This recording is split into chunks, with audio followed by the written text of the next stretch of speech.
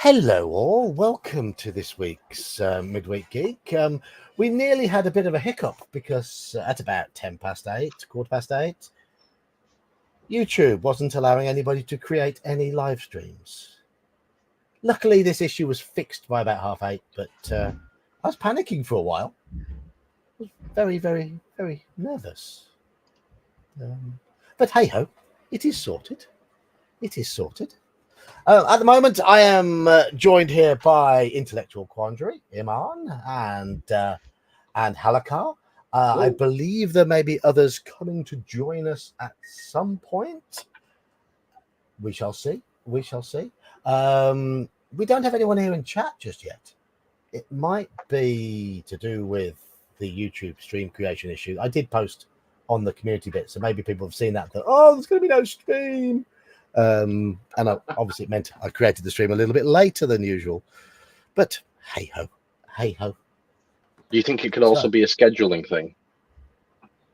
It's possible, but we stream at this time every week, so I don't know. We'll give people a chance to. Maybe some people missed the time zone memo. Well, that is possible. We of course it's 2 weeks now we've been on the summary, doing the summary thing. Yeah, a week and a half, thereabouts, yeah. Week and a half, yeah. So, chat, show yourselves. Arrive, turn up. We're here. Rise up. I this is odd. I do need to move that window over there and that window over there. So now I'm actually looking at the right place. Two monitors, you see. I'm in the 21st century. 2 monitors. I've got 2 behind me for work, but just 1 for this. Long time no see. Oh, let me move the tab here. Yeah. Hello, Mage. Hello. It's good to see you rolling up the carrot piece today. Yeah, I literally just got in the door. I had to go do some banking in person. All right. Of course. You are now a man of means, are you not? Well, let's keep pretending that. Yeah. How's everything going? Oh, everything's okay. I mean, just plug it away. I'm now behind 6 episodes of my show. I've got 2. I want to do 2 this week. My overdue birthday video is now a month late. And oh. It's just it's just a quick thing. Yeah. You've had other things to work on, haven't you? I mean, other things to sort out, other things to occupy your time. Yeah, just in life in general. So, but I got to get back into production mode. I was going in February, and then I stopped. And anyway, I'm not going to bore you with details, but yeah, I need to get back in the game, as they say. Yes. Bear says he's still stuck at work, hopes he can make it soon. We are just waiting for a few people to join us in chat because I was a little bit late setting up the stream because YouTube had a technical issue with stream creation at about 8:15 my time. It was great. And apparently it had been reported an hour earlier. So if I'd tried setting things up an hour earlier, it still wouldn't have been any good. Hello, Andy. So let's just get through the usual introduction nonsense. Any games these last few days or so? Iman, I happen to know we've been playing a few games. I was going to save myself to the end because, like I just briefly mentioned, I was in Bear's stream yesterday where the guys were rolling up characters and Sean was one of them. Well, yeah, what game was this? For Bear's Heroic. In place of our Star Trek for the next little while, we're going to be playing Heroic, and that'll help them sort of promote the game as well. So, not a bad idea. We all randomly generated superheroes last night, and it was fun. Excellent. So, what's your superhero? What's their shtick? My guy's basically an android who was programmed sort of like the Sentinels from X-Men, hunt down people with powers. But I haven't fully fleshed out the background, but the idea is that he was infused with a soul by a coven, so he's more human than human, as they say. A coven, you say. So is there some sort of dark there is now. There is now. yeah. But yeah, it was fun. It's I think he uses the template from Marvel Superheroes, so it's a Marvel Superheroes clone. I haven't played Marvel Superheroes since the 80s. But, I mean, was this random character creation as well? Yeah, he had originally planned for everybody to sort of have a concept going in and build, and then he gave the option of a random character generation, and I figured I'd go that route. I figured I'd be the only one, but then everybody else decided to get in on it, and Zane ended up with the character he was planning anyway, so that was kind of funny. The issue with the random creation in Marvel superheroes is it was often difficult to work out the logic of what powers you got. To me, that's the fun, though. It is, yeah. Bear tried to get me to change wall crawling to flight, right? And I was tempted, but I was thinking, no, I'm going to stick with the wall crawling and see if I can justify it and make it work. So it could be interesting. So I'm eager to see how this all plays out. Good stuff. Well, I've got a lot of streams to catch up on. Today's been horrific at work, so I won't bore you with that yet. I will no doubt chunter about it during the stream. In fact, I'll get it out of the way early on. But before that, any other games, Sean? Any other games recently? Yeah, we played Night Below on Saturday, the 6th episode now that I'm now behind. So you guys have a big dump of Night Belows coming.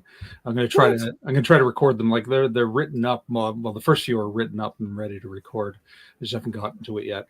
And so I'm going to try to do them in blocks, so they'll be released in sequence. But no, it's going well. Team Good has taken over, and they are annihilating everything in their path. It's the dice have favored them. They can't believe it.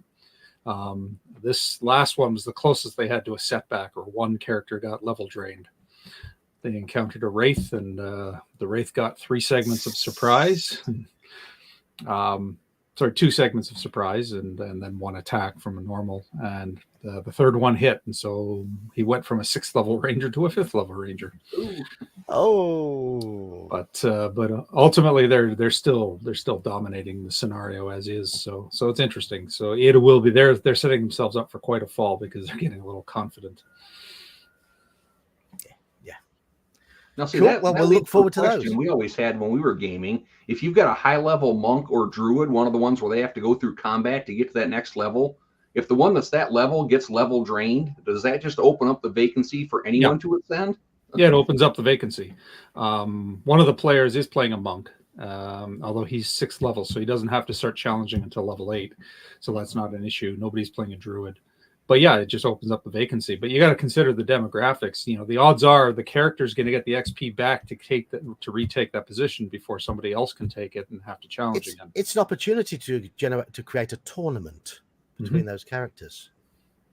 I like the competition.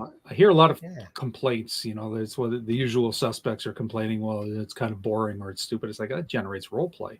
You create rivalries. The druid has to travel to a specific grove where he has to challenge the high druid, of which there's only one for that spot. That creates politics and intrigue, and that's what the high level game should be. Absolutely. I'm just going to check my my backstage stuff because. Just reported that I have multiple streams scheduled. Oh, yeah. This will be down to the YouTube issue. I only did it. No, I clicked it multiple times when I was trying to set it up and it was telling me there was an error. So I'm going to delete the other ones. Just bear with me.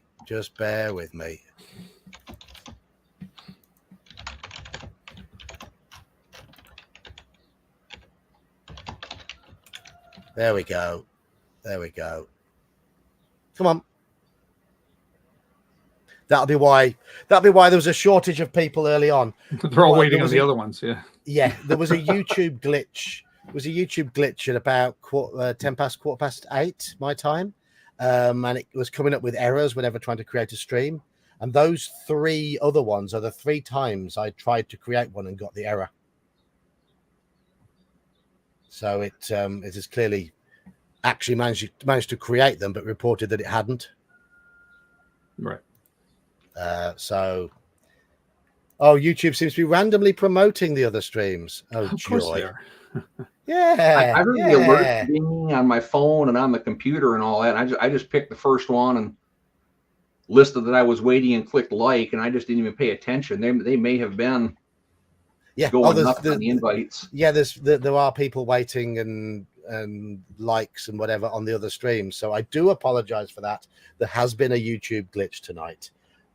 It was rectified. Yeah, I got 3 notifications. I was like, which one is it? Oh. And it's still trying to delete those other videos. Oh, there we go. They have been deleted. So I do apologize if you're waiting in one of the other ones. It's not my fault. It was a YouTube issue. So hello to everyone who is here in chat. Bear has chimed in. Yeah, I'll be ready for Saturday. I don't know about Iman, but I'll be ready for Saturday. Hello, Andy. Hello, Full Metal Dragon. Hello, Squirrel. Hello, Brian. Hello, Mr. Baker. Hello, Daniel. Yeah. Quality. People are here. That's what we want. And the only gaming I've had this week is StarCraft 2. Hello, Cody. StarCraft. Well, StarCraft is a classic, and as I said in a couple of recent videos, yeah, it has become a bit of a meme with me and sci-fi. But that really comes down to sci-fi RPGs, film, television, literature. In terms of real-time strategy game on a PC, I like a good, fun real-time strategy game. Mm-hmm. I like something that's accessible, moves at a decent pace, has a challenge to it, and has lots of fizzes and bangs and whooshes. And Dune 2 has all of that, plus squelches. And the squelches I really enjoyed Star Wars Galaxies, the massive MMORPG, because that had the best crafting system of any MMORPG I'd ever seen. One of my characters was just a crafter, and I enjoyed the heck out of that. I mean, and ended up becoming a starship builder. I struggle. I mean, with RPGs, you've got to be a little bit more connected to the subject matter, I think, and that's where my problem is with them. With a real-time strategy game, it doesn't matter so much. When I play StarCraft, unsurprisingly, you'll know this was long before I've discovered that I really liked Cthulhu sort of stuff. But I played the Zerg in StarCraft because they make these lovely squelching noises and splats and all sorts of stuff, and I love all that sort of stuff. I would always try to role play on the MMORPGs, and everybody would look at me like I was nuts. Squirrel Hermit, hello. Hey, we have a Squirrel Hermit. Hello. How are you doing, sir? How are you doing? I'm doing all right. How about all of you? Pretty good, thanks, fine. Absolutely fine. So, joining us as well, GM Cody's here, William O'Bradysley's here, Elfbait. I see. It looks like we got a fight brewing in chat here. Oh yes. Right. So, Sean's talked about his games. Halakar, I think you should talk about your games. Have you played any? Our next session is the 20th. So, like I said, I've been playing StarCraft 2 and then been working on miniatures. I put some pictures up of the ones I finished. I saw them. Yep. My next batch, I have an old Relpartha Blue Dragon from the Dragon Lord series, and then a Grell and that just needs a Carrion Crawler. That just needs a wash in the shade. But he's nearly done. Nice. But when I was when Snufflegrunt was asking about paints and stuff, I was looking online at the different kits, trying to find the ones that I first had. And now they've got kits that come out that'll have like a specific creature, the paints that go with it, and a step-by-step guide on how to paint that thing. So I bought a kit of goblins, because you can never have too many goblin miniatures, and that should be here tomorrow. And then I bought another set of like 20 different shades of skin tones. And they've got like troll skin and gnoll fur and everything, not just human and demi-human skin. So you're talking about goblin this weekend.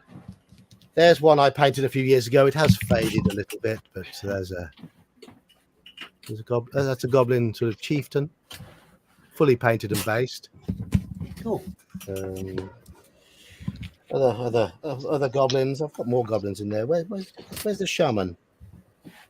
But yeah, so I've been Well- reading through the monster manual to get the right colors for these, and wow, some of the things in there are not what I thought they were.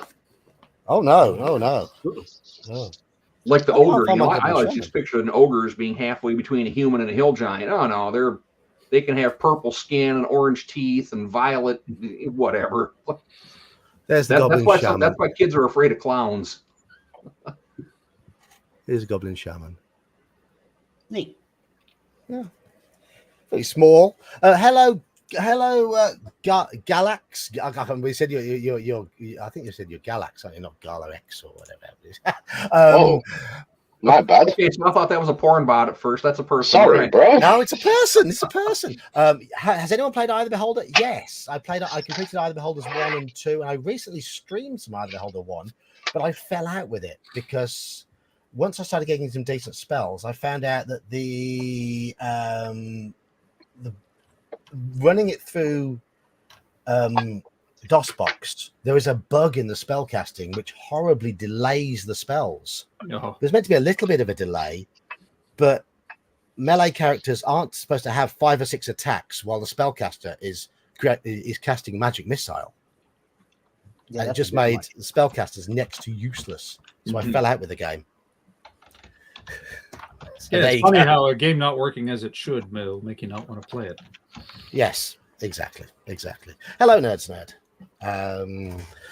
I might bring it back, come back to it again, but I might have to start with a new party of all fighters and clerics because thieves are pretty useless in that game, and spellcasting's broken in there. It's when you play it through DOSBox, because obviously everything's in Windows nowadays, and it was a DOS game. It ran fine through proper DOS, but there we go. Right, other games. I think Iman. I think you've got to talk about. Me and you have played a number of games together, haven't we? Since we last streamed. Yes. Mafia. How did that go? If anyone wasn't there, A lot first of game people I weren't got. there. First game, it was Snufflegrunt and Manfred who were the Mafia, and I got lynched on the first night because they clearly saw my intellect as the biggest threat. Yes. You were targeted. You were targeted on the first night. In both games, Mafia won convincingly, but in the second game, you, of course, were one of those Mafia.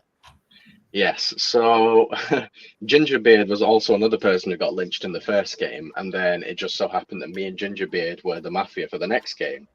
So we had time to complete our revenge arc. Yes, you did. But I suggested to Gingerbeard that he shouldn't vote for Snufflegrunt, that we shouldn't lynch him because it'd be too obvious that it'd be one of us. So we decided to go for someone neutral to leave the more suspicious people in. And then basically Snufflegrunt voted for Manfred, and he was like, your play hasn't changed since last game, and you were imposter last game, so I think you're imposter this game. And I was like, oh, perfect, I'm going to jump on that. So I did. Then Gingerbeard did as well. Manfred got voted out, and then we lynched Snufflegrunt, and we won. Yeah, yes. Good Mafia play. It was fun. Hello, Daniel. Revenge arc complete. Yes, Daniel, of course, was lynched in the first game as well. That was. He was, yeah. He was just an unfortunate, collateral damage, wasn't he? Yes. Hey, Dan. But it is good fun. We are going to play more of that. Hopefully, get a full table, a full complement of people, because Yes, fingers crossed. Yes, it's highly entertaining. The psychology of it all was a lot of fun. A lot of fun. And then we played some Call of Cthulhu, didn't we? Weekly fix of sadism. Yeah. Actually, to be fair, as far as Call of Cthulhu goes, that was quite a tame session, really. Apart from what happened with Andy's character. Yeah, he did get visited by the sadistic someone who likes warm bodies. Certain someone visited him by night, and he awoke to find him stroking his cheek. So you are suffering, my friend. Oh, don't worry. I'm not here to harm you. You've been helping me. Absolutely. Just that sort of creepy shit. Yeah. I've got to make him as creepy as possible. I've built him up as a No, but to be fair, I was waiting for his return. yeah. I think we all were. Yeah. It was Andy who got that joy last night. But they're in the middle of a Viennese love affair. And a funeral and dodgy black shirts, and they're starting to find out about a doll making family, a possible connection that they have to an artifact, and it's all starting to Well, it ended. Our session yesterday ended on me passing a spot hidden roll by 1 point, which literally makes us now in a side scenario for the next few sessions. At least. Yes, it launched the Dark Ages scenario. Yes, you So discovered if I'd have that. failed that roll, that would have just been missed. And that's it. Yes. I might have to drop that somewhere else in the story, but hey ho, we're starting that next week, and I've never run that scenario. So my last group who played this didn't find that. So Yeah, so it'll be new for all of us. Yep. Yeah, that'll be neat. So I'm looking forward to that. Yeah. John, John, you might not be able to throw us any curveballs because you won't know what's happening yourself. No, I will have to prepare that scenario and get it all read through next Monday, Tuesday. So, Squirrel Hermit, nice to see you. Yeah, it's good seeing you folks. on stream. How are you doing? How you doing, I'm my doing friend? well. Yes. I'm doing well. I'm out of town work out from home working. I'm out in Blytheville, Arkansas. Sitting here at the hotel. We got done a little early, and I, joining in, saying hi. Good You stuff. missed you at the last drinking quest. I know. I was sick as a dog. I just couldn't. I felt bad too. Oh, don't worry about it. Don't worry about it. It's all right. They had me on call. Yes. Well, that was when you joined in when Gingerbeard pretty much passed out. Yeah, that's true. That's true. And speaking of passing out, we have Daniel joining us as well. Yeah. Sleepy time, Daniel. Great segue. Speaking of memes, How are you doing, Dan? doing all right. How about you? Fine, absolutely fine. We didn't get any gaming done on Saturday, unfortunately, because of a dearth of DMs. DMs at weddings and holidays and things like that, and me at work. Speaking of work, work's been a shit today. Work's been an absolute shit. Trying to run a business where the internet connection decides to throw a wobbly first thing in the morning on the day that you most need the internet connection. And when the internet company will only talk to your boss, who is a Muslim, and today is Eid.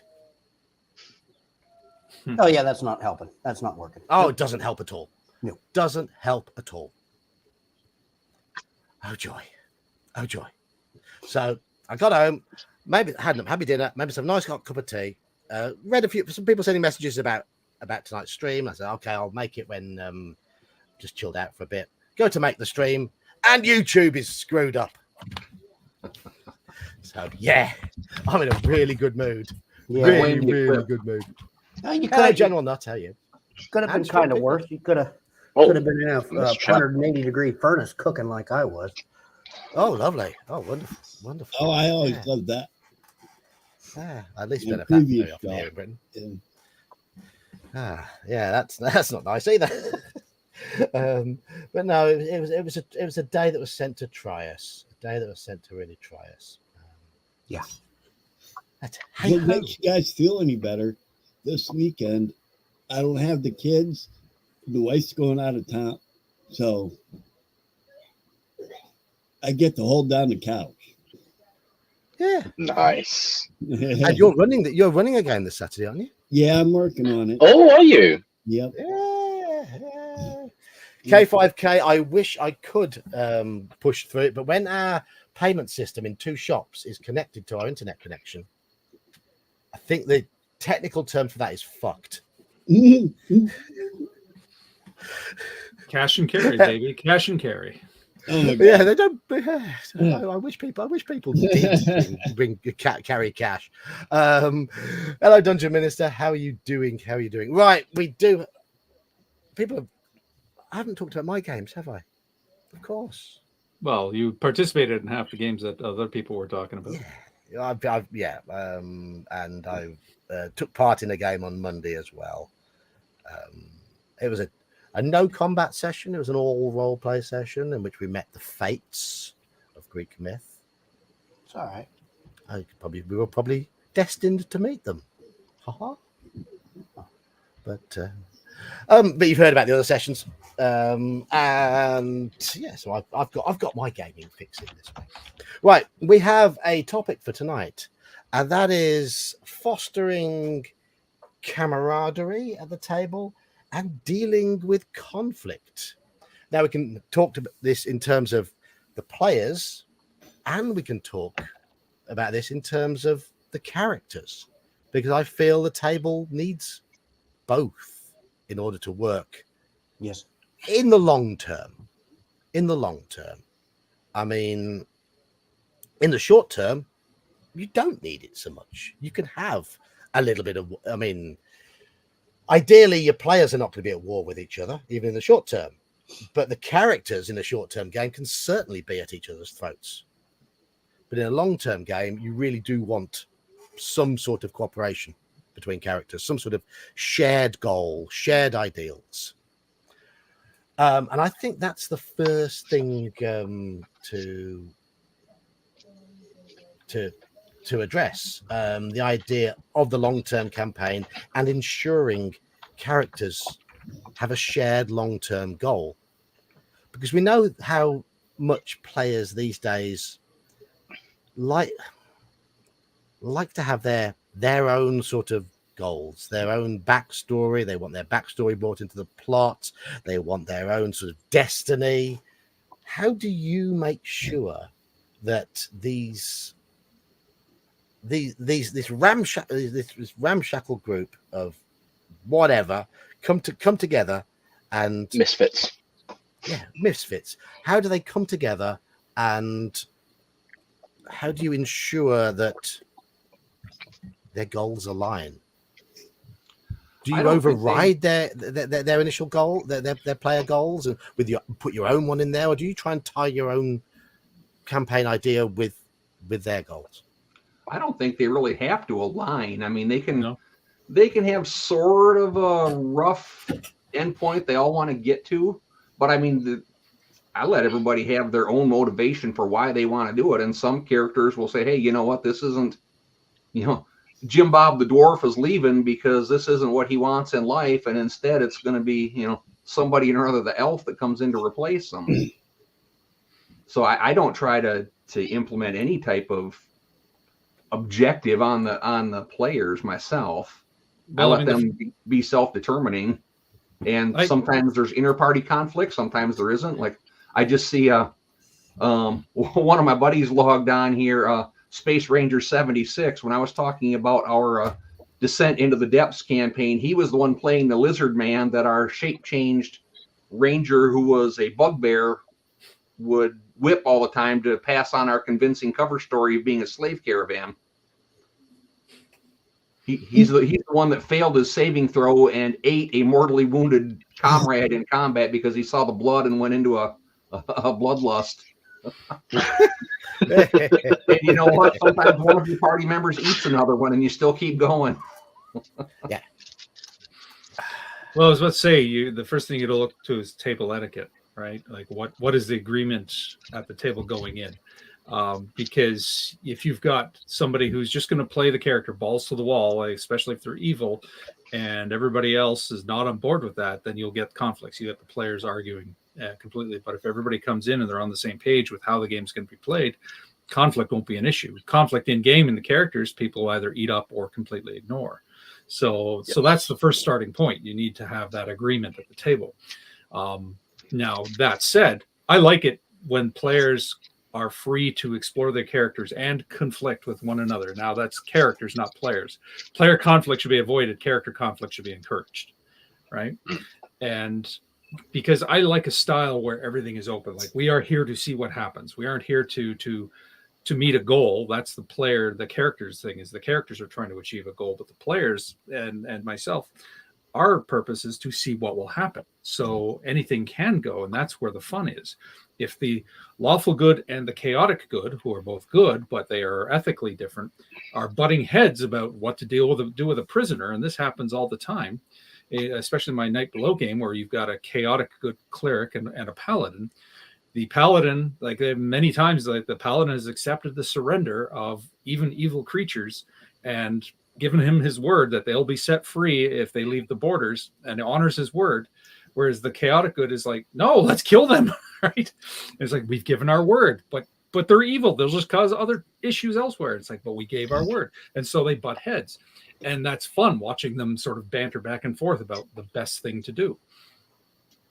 You have to have a degree of player experience and maturity to for the players to handle that in a constructive manner, though, don't you?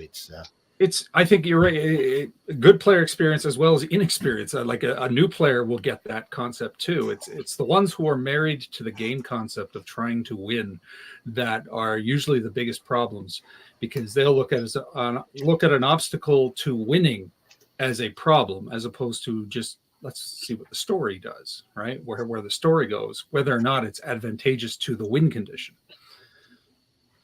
But new players, inexperienced players, they're sponges. They'll open it up and they'll say, "Oh, well, yeah, well, it makes sense that my honorable character wouldn't stand for mistreating of prisoners or what have you, whatever the moral quandary is."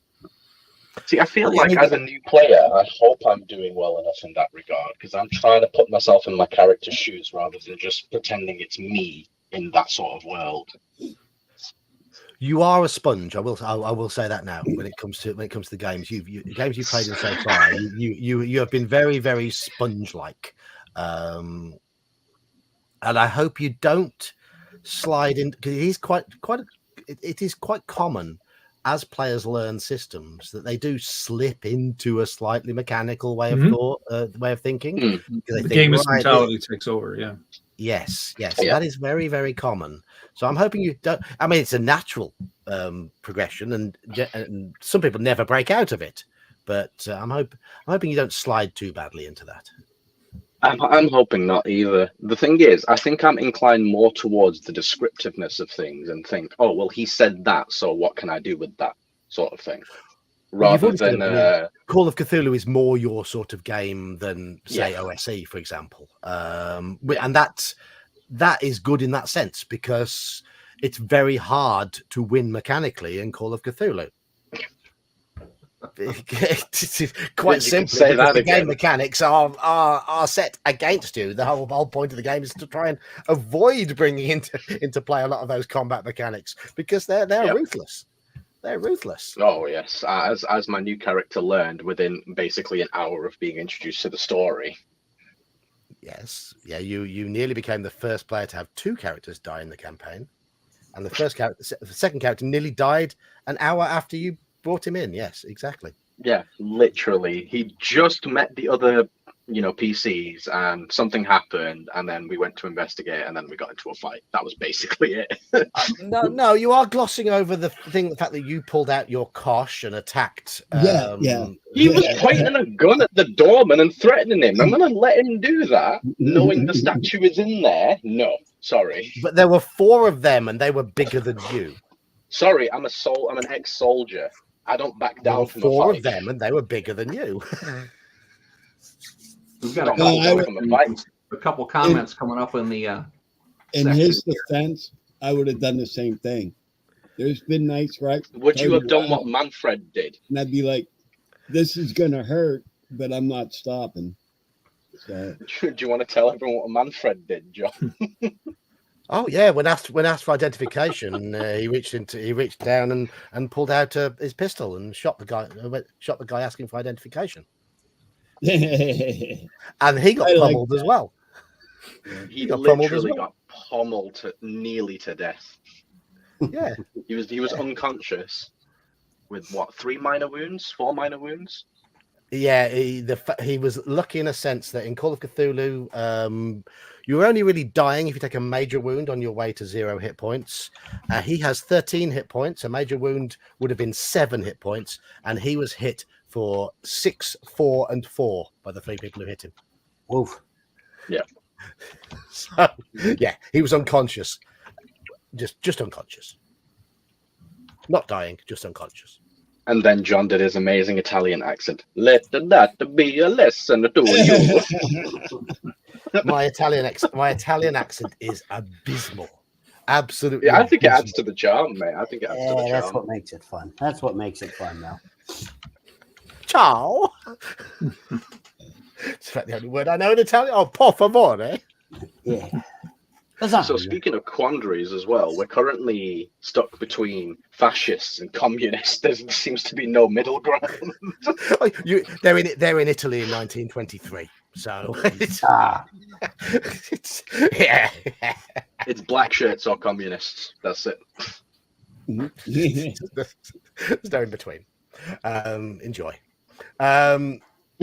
So, any sort of first thoughts on this topic from the others? Halakar and Sean have given their general input. Your general feelings about. Obviously, me being new to the whole role-playing thing, you guys have been really welcoming, and especially since we've been doing the Call of Cthulhu, I feel like us as a unit have just sort of been gelling. Like, we get to know each other better, we get to know our play styles better, we know, like, sort of when to make a joke and when to take it seriously, and I think it's becoming a more cohesive unit as time goes on. That's my input. Okay. Anything to say? Squirrel, Daniel? As far as backstories, I used to, when I had more time and energy, write up something, I won't say elaborate, but something with a little meat on the bones per se, and I'll figure out how to tie everything in together and do all the fun, and it was great. It was fun. But anymore, I'm more of a, if you really feel the need to write a backstory, give me like 3 or 4 sentences, and that's it. Because we'll figure it out along the way. It'll be more organic. If you can put something in your backstory that might be a goal, a future goal within those 3 or 4 sentences, great. If not, we're going to figure it out as we all move along. And yeah, I do remember a while back, one of the more memorable, fun campaigns that I had done. It was the players ended up giving it a title, Save the World to Enslave the World. It's kind of funny. But interesting. How it started, what my concept for that, no matter their backstories, I pushed all their characters had the same vision or dream. The gods said, hey, you guys have been chosen. There's going to be a world-shattering, if not ending, event. You're the chosen ones, blah, blah, blah. Well, part of the mechanic I set up was they all had to roll up a number of siblings and the age and the sibling relationship with the current player character. And I basically said, all right, it's just going to be brutal. Characters may die. However, if you had 5 siblings, the next sibling will be in line to take the place of that character. When you're out of siblings, you're off the table. Go home. And we had a real hoot, real blast with that. And then as far as the siblings, when a character died, then they would roll up the class. And then as far as the level, depending upon, okay, let's say, I know there was an 8th level fighter that died. They rolled a D8 to see what level their sibling would come in as whatever class they chose. Cool. Okay. So there was a That- chance for them to come in at first or second level or whatever. Right. Yeah. They had fun with it, and then I did tie in their whole, their goals, their backstory with all of that outside of pushing railroading, so to speak. But anymore, No, I like think- I said, just give me I a few think sentences. issues with backstory for me tend to arise. I mean, Sean was talking about having an open game. If you've got a more story game, then I think the potential for issues with backstory are greater. And I think the emphasis has to be there on the DM putting across the tone and the goal of the campaign, and then the players then have to respect that and factor all of that into their backstory. Otherwise there's going to be issues. Players often get precious about their backstory too if they've put a lot of work into it. Yeah, they can do. Character dies one session in, and they're like, I wrote 10 pages. There's an inverse I'm not proportion, the length of the backstory and how long your character is going to live in the game. I'm not a fan of backstories. I've said many times on streams before, anything more than a couple of lines, I don't want to read it. It's unnecessary. Seth Skorkowski did a great video on using backstories in a game, and his general point was that they're not there for the DM, and the emphasis is not on the DM to remember everything in everyone's backstories. The emphasis is on the players to drop in little flavorful snippets at opportune moments to give the DM opportunity to let them develop at certain times. For example, if in the character's story is they committed a crime and there's a bounty on their head, and they're aware that a certain group of smugglers are bounty hunters are looking for them. If they go into an inn, to remind the DM, the player should, when they go into the inn, they should say, I pause in the entrance of the inn and I look around for any of that particular posse of bounty hunters. Does the inn look safe? And that's reminding the DM of that little part of the backstory, and the DM can then develop it, work it in, and it's on the player to bring that in. But yes, Dungeon Master says there the first game is the backstory. That's my general take on it. I prefer it that way. I prefer it that way. First 3 tops backstory. Mm-hmm. Yeah, it's an intro. It's an intro to the setting, and let things build naturally and organically. Don't specify every little detail beforehand. Throw it in. It gives you more flexibility if you throw it in organically and react to certain moments in the game to develop things. You can make up things that your character's done on the spur of the moment. Just as long as they're not epic and heroic. Absolutely. My first level character is a war general who killed a dragon. Absolutely. Well, okay, he's first level war general that killed a dragon. The reason why he's first levels and killing the dragon, he dropped all those levels. But no, I get it. Yeah. Come on, let's from 0 to hero. I mean, that's part of the journey. It is. Yes. For me. Yes. All right, guys. Quick interruption. He may be joining us on Saturdays now. Hello. Hey, buddy. Hello, little Daniel. Whoa. That's my mini-me.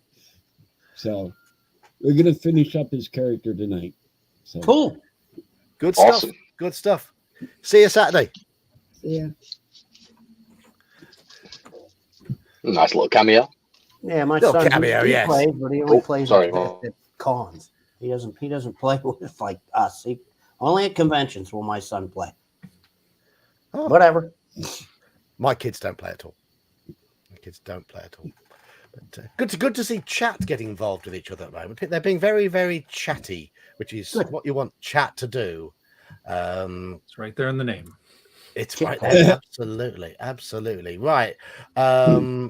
We had a question a while back in the chat about alignment. Yeah, I've got those starred. Okay, I didn't I've know if you starred were. them. Yeah. Yeah, I've starred them. Yes. Alignment. Yes. Alignment. And People bitch about it, but it's when it comes to conflict and character choice, alignment is an amazing tool. absolutely. I usually find that the trouble with alignment doesn't come from people not understanding it. It's not clear that what the DM expects, because alignment can be interpreted so many ways, but it's a matter of players, again, simply viewing alignment as an obstacle to playing how they want, and an obstacle to the win condition, as opposed to, no, this is a guide to help you get out of your head and play a different mindset. Absolutely. Yes. And alignment is a wonderful tool for the GM as well, when it comes to developing the structure of societies and quickly coming up with ideas regarding how opponents might react to a situation, because obviously the GM has to be everything else in the world. So having that tool there to give you that quick reference is useful. Good evening, Bear. Hello, Bear. Hey, Good evening. Bear. Hey, what's One up, thing Daniel? for me is How you doing, alignment is the result of your actions. It's not necessarily the reason for your actions.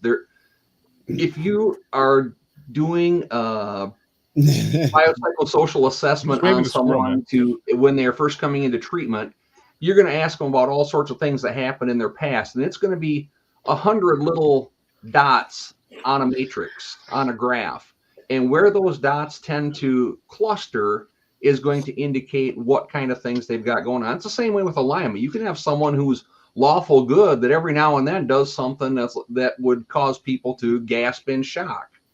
I mean, I'm sure most of us consider ourselves to be relatively good people. Anybody ever driven above the speed limit?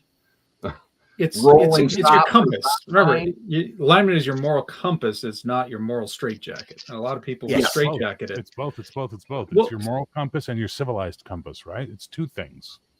It's your morals and how you see order and chaos. We were actually talking about this with Tim Kask when he was on the show, and he was talking about how much he loves the 8-point alignment because of that. Yes. Is that, one vector is how you are as a person, good, evil, and the other vector is how you feel about society, law, chaos, right? Yeah. So it's very interesting. Yeah, it is, and it is a great tool. I mean, not everybody needs it, not everybody likes it for sure, but but I love it because, again, it'll help you as a DM. Yeah, I can look at two letters on a stat block, and okay, I have an idea of what direction I can play with that character, right off the top of my head. And even as a character, and on topic, the way it can create conflict and create good, organic, fun conflict that you can play.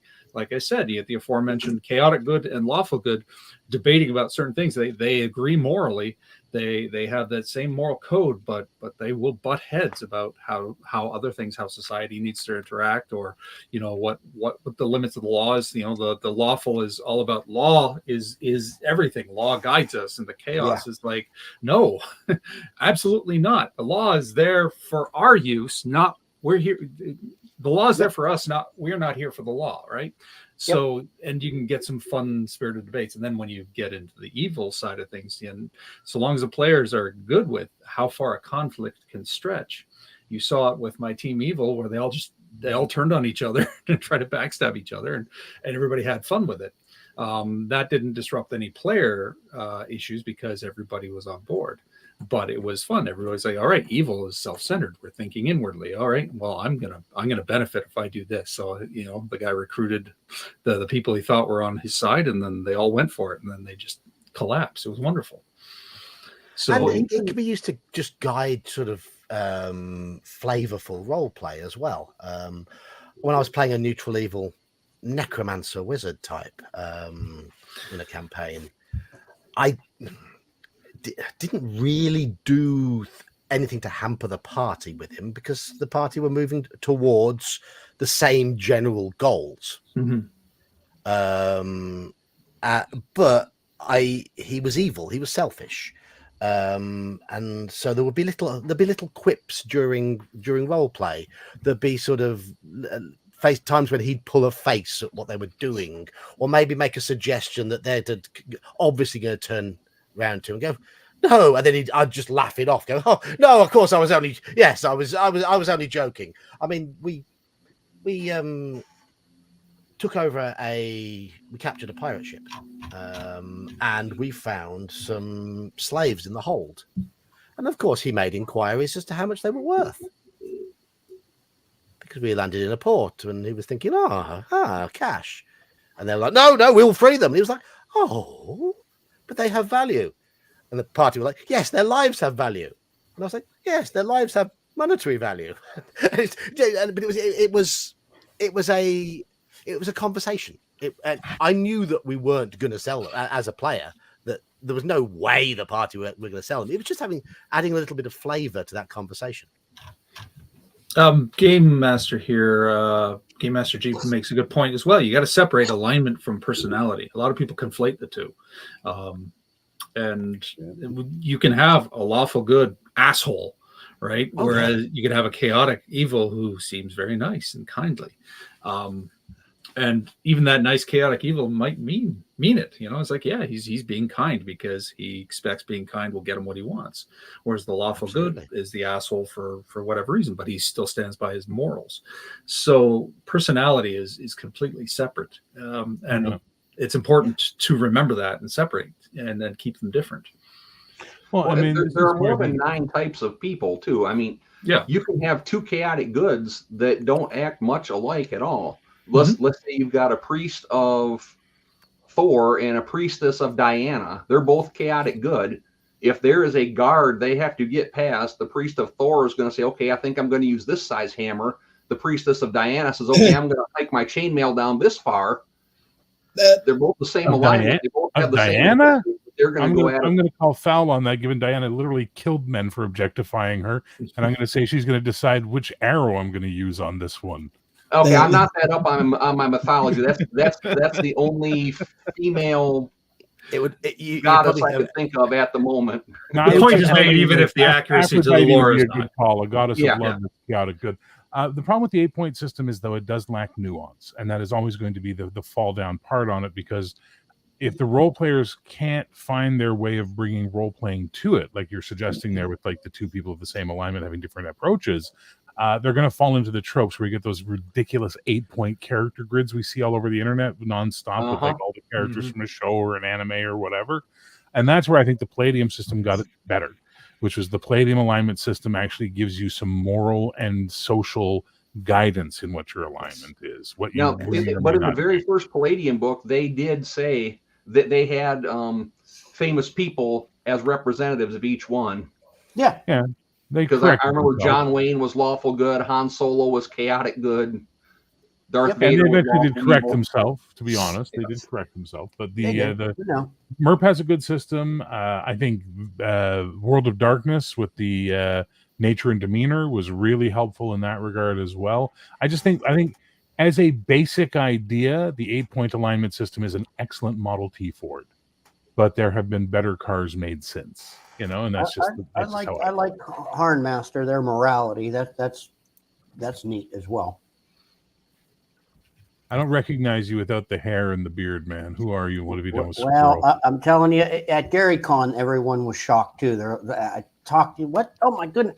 I have to get rid of it once a year for a fit test and everything for safety. Usually, it's the first week of April. I always shave everything April Fools anyways. But this year, the bastards, they did it like in early March. I'm like, you're throwing everybody off when I go to GaryCon. And literally everyone was like, what? Who the hell are you? It was fun, but what are you going to do? So, yeah, but in terms of alignment, I don't want to derail and then make this an alignment video, but I do think it is a great tool to instill that conflict between players and camaraderie, because you get people who are of like mind. And it's fun watching, like the lawful neutral and the lawful good kind of get along on the ethical interests, but then completely butt heads on the moral, and so things like that can be really great. Sure, if you take, say, for example, Good Omens as a perfect example of almost disparate alignments, having to work together and developing a friendship as they go on these adventures and spend time around each other. Again, this comes down to good role playing. The book is not going to give you the direction. It's just going to give you the spice. How you choose to use that spice and the product you cook is going to determine how it all works out. And sadly, I don't think the game, any edition, has given a good enough example of how to play alignments or ranges of the same alignment, but different ranges of how to play within that alignment. So a lot of players, they just, I'm lawful good, I'm a jerk. Hence we get the term lawful stupid for paladins, right? But that comes with experience, right? I mean, obviously, I've got a big D&D background originally, and playing Palladium, my character in that, Gerard Tavia, is a bit of a knobhead. A bit. He's a bell end. But I would still, in a D&D terms, I would classify him as being lawful neutral. Yes. Because the structure, the tradition means more than the person. Mm-hmm. Yeah. And that's how I feel I'm playing him. Whereas Iman's character is coming across more leaning towards the lawful good side of it, the goodly knight. Yeah. And that's where we have, and myself and Iman, our characters have butted heads in that game, and they'll probably continue to do so. And that's part of the fun. It's part of the fun. Yeah. Because we're adults and we're enjoying role playing them. We're adults, like playing make believe. Yeah, Yes. big kids. Yes. We're all big kids. Come on. Even if we weren't gamers, every adult's a big kid. I mean, it's just stupid not to think so. We all have that. I said hi to you first, Bear. How dare you? All right, Iman, relax. Don't all big kids. So what's Next the topic? time, if you were a PC, you'd be getting it too. The topic is camaraderie and conflict at the table, between players and between characters. And I came back because I heard you talking about our little spat in Palladium. So one way of fostering camaraderie between the characters, and probably the most common way, is to ensure that they have an overarching goal that all the characters need to work towards. It helps foster teamwork. I mean, teamwork comes from the threat as well, but having that overarching goal gets the party working together. Yep. And there should be no expectation that they will achieve that goal. Let them know that, failure is not failure. Yeah, of course. Yeah. Failure is only if they don't have fun. That's the whole. Mm-hmm. That's the whole thing. If you don't have fun, then you've failed. You don't have to win in a role playing game. In terms of what? You don't have to win. Oh, fail. So as the GM, I'm not against you. Oh man. No. You're a neutral arbiter. Oh no, I don't like that. That sounds communist. You're against them. Now, think about first edition. You're against the players. It's the opposite of communism. The DM who railroads the players and makes them adhere to the roles he's prepared for them is communist. Here's the thing: you are against the players losing. No, I'm not. I'm not. You're I'm actually players love when the cheating. players lose. I love when the players screw themselves over. I love when the players make bad choices, and that's where the camaraderie will come out in the players as well, because they'll bond over those chaos moments. They'll bond over that. Remember that time, And I have a player in one of my Marvel games at my home table. We still bring up something he did in 1992. You know what I mean? Like we still throw that in his face. The great fumbles, even though it might not be a roll decision or whatever. Yes, those are some of the most memorable. You still bring up something that happened over 30 years ago. Oh hell yeah! We're never letting them live it down. Oh, yeah. Yeah. Same here. Oh yeah. Iman, you're but a young, fresh face in this hobby of ours. You don't know. I am. A lot of your guys' memories will be before I was born. Yeah, the stories we have to tell are before you even existed. I have crap from like 1986 I could bring up. So yeah, exactly. Mm-hmm. You guys are there playing role-playing games. I'm still shitting my diapers.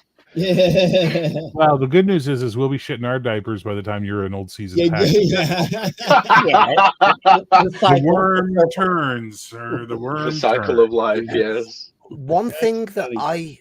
I was coming back on very much on the topic. The one thing that I feel has worked against character camaraderie in recent years is the move away in a lot of systems from character niche protection. Yep, that's what I started to say about first edition. Yes. I Yeah, think that- having character niches and having specific roles, as in within the party, a function within the party as a whole, helps foster camaraderie amongst the player characters. You take the fighters to protect the mages. You take the clerics to provide healing and protection magic. And to support the fighters, you take the thief types to deal with the trickery, the sneaking around, the traps, and that sort of stuff. And each character has their own defined function. And I think this sort of leaning towards each character having their own story almost comes from a movement away from this niche protection. It should be a combined story. It should be a story that they all share rather than fulfilling a personal goal. You can have personal goals, but the overarching aim should always be the combined one. Well, I've noticed it in marching orders with newer players as well. When you ask for the marching orders of a group, they don't seem to understand they need to put the squishy people in the middle. In the center, yes. They don't seem to get that. They don't seem to understand that at all. There's always at least one sorcerer or warlock who's like, well, I'll bring up the rear. And it's like, all right, that's going to be an easy ambush. Yes, goblins will like that. You carry shiny things. You're on the back. People up front are the hors d'oeuvres, and it looks like you're the main course. Yeah. Or verse The versa. can opener. You Just might like be the crab hors legs, d'oeuvre, you got to you get might through go the the other crunchy way. part to get to the good stuff. Yes. And then when it comes down to initiative, you go, okay, so mozzarella sticks, what are you doing? Yeah. What you call me? What? Don't worry about it. Don't worry You and about it. potato skins want to be at the back. What are you guys doing? That's right. That's right. Beefcake in the middle. What are you doing? Yeah, exactly. Yeah. But this is the problem of the modern. This is very much a problem of modern D&D. Everyone knows my biggest complaint on 5e is the everyone gets magic problem. And if you don't take a subclass that gives you magic, you will by level 7 or 8 be at a deficit compared to the rest of the party. You know, if you're the fighter who just does the straight fighter all the way through, well, good luck, brother. You know what I mean? Yeah. And they've done such a good job. As much as I dislike 3rd edition, and I don't hate 4th, but it has its problems. As much as they've done a good job of getting the fighter up to being a point where he was useful in a world of wizards, they also felt all the wizards and clerics and rogues and rangers all needed these boosts as well. And it's just gotten to the point where it's silly. Everybody gets magic, and if you don't take magic, you're done. You're just done. The game will eat you up and spit you out. Now, individual stories may, prove against that, but overall, as we look at the numbers, it's the way it is. So why is there a niche if everybody can do what everybody else does? There is no niche. No. Yeah, vanilla. It's bland. It's a big smudge or a smear rather than, the different shiny colors or whatever you want to say, however you want to say. If everyone's special, no one is. Another issue. Now, how much of that came from the fact that originally D&D was supposed to have 12 players at the table, and in real life we were lucky to get 2 or 3 at times. Yeah. So you had to be able to multitask. Well, more than that, like a lot of the modern, players, like the mentality is you're entitled to your character and you're entitled to success. Right. And so everybody comes to the table thinking, okay, we all have to work together. No player conflict, no PvP. All of that becomes a massive taboo. And slight deviation from that, even if it's something that was imposed, like one character got charmed or dominated, people really, they don't react to it well. I've seen people melt down. Oh, we had a couple that were dating at the table together, and the DM was flirting with the girl, and she was reciprocating to get special treatment. The boyfriend, who was a magic user, got charmed, And they're like, okay, you got charmed. You're now fighting the party. They didn't even finish saying you're fighting against the party before he lightning bolted her character to nothing, blew her to atoms. Or the John's going to hate this, but the Intellect Devourer in Expedition to the Barrier Peaks. Oh yeah, we had a full on half the party versus half the party melee going after that. Oh no, I mean I like Intellect Devourers. They've got a lovely Lovecraftian feel to them. I just don't like Expedition to the Barrier Peaks. But did you say Intellect Devourers? Oh Yes. yeah, they're a brain with 4 legs. Yeah. Did you see the Yeah, it D&D sounds like the movie? brain sucker from Bloodborne. Intellectual Quandary. Did you see the D&D movie that came out this past year? No, there was a D&D movie. There's a Dungeons & Dragons movie. Honor Amongst Thieves came out like last year. There's a scene where they're actually a bunch of Intellect Devourers go by them, and it's kind of just like meant like, the slightest thought they'll eat the brain, and then they just ignore the entire party, implying. Well, that was hurtful. Yeah, that was hurtful. It's just but like that joke was from one of the writers whose DM did that to them, or he had done that to his players at one point in time, just to go, "You're all stupid. I'm going to prove why." Here, Yeah. Okay. I think little things like that allow the players to take out frustration with the other players without saying, "I'm going to attack him." Like, hey, somebody got What was charmed. it called, Bear? Here we go, Iman. I'm sharing the screen. There we go. That is an thank you. Intellect Devourer. And that is the In the black classic and white. Trampier artwork for it. They Oh, okay. they run around with the illithids. It's a brain with Yeah, 4 legs. sometimes. Yeah. Yes. That piece of Trampier artwork is magnificent, in my opinion. Yeah. Love it. come from the other side. Yes. So, yes. So What was the were talking movie called, Bear? Dungeons and Dragons: Honor Amongst Thieves.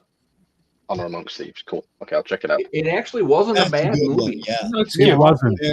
I haven't seen That it. But a one's lot of about folks the say it's best. pretty good. Yep. It's enjoyable. Like, and Yeah. there's moments in it that you just go, "Fuck, my players have done that." Like, there's just moments where you just go, "Yeah." The Speak with Dead scene is hilarious because I've done that to players. Mhm. Yeah, the bardic, the glamour falling apart slowly. It was like that. I've done that.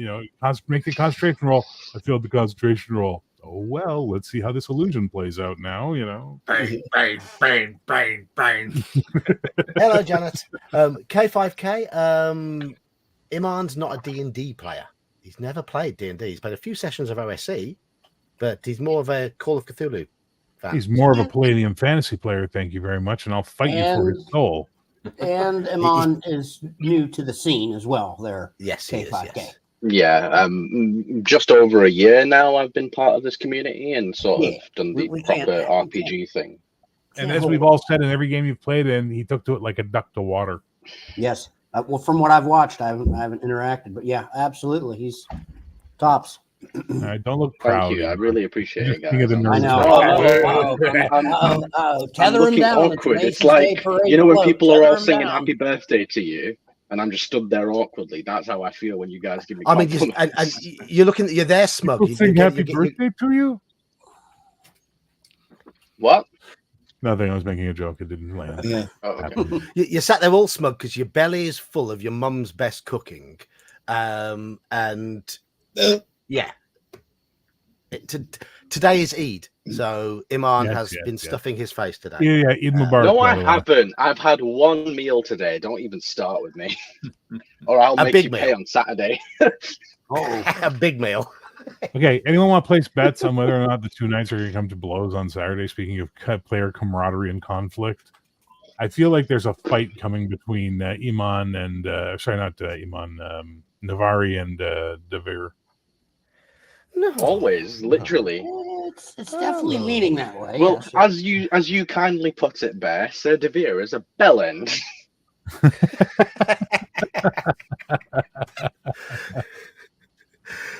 Well, Cal, allow me to alleviate Navari your is much stress. more. I stopped in for Navarre's a much couple more minutes, guys. I gotta stoic, go. but Devere cracked his armor. Devere's the only one who's ever cracked his armor apart from his mum and dad.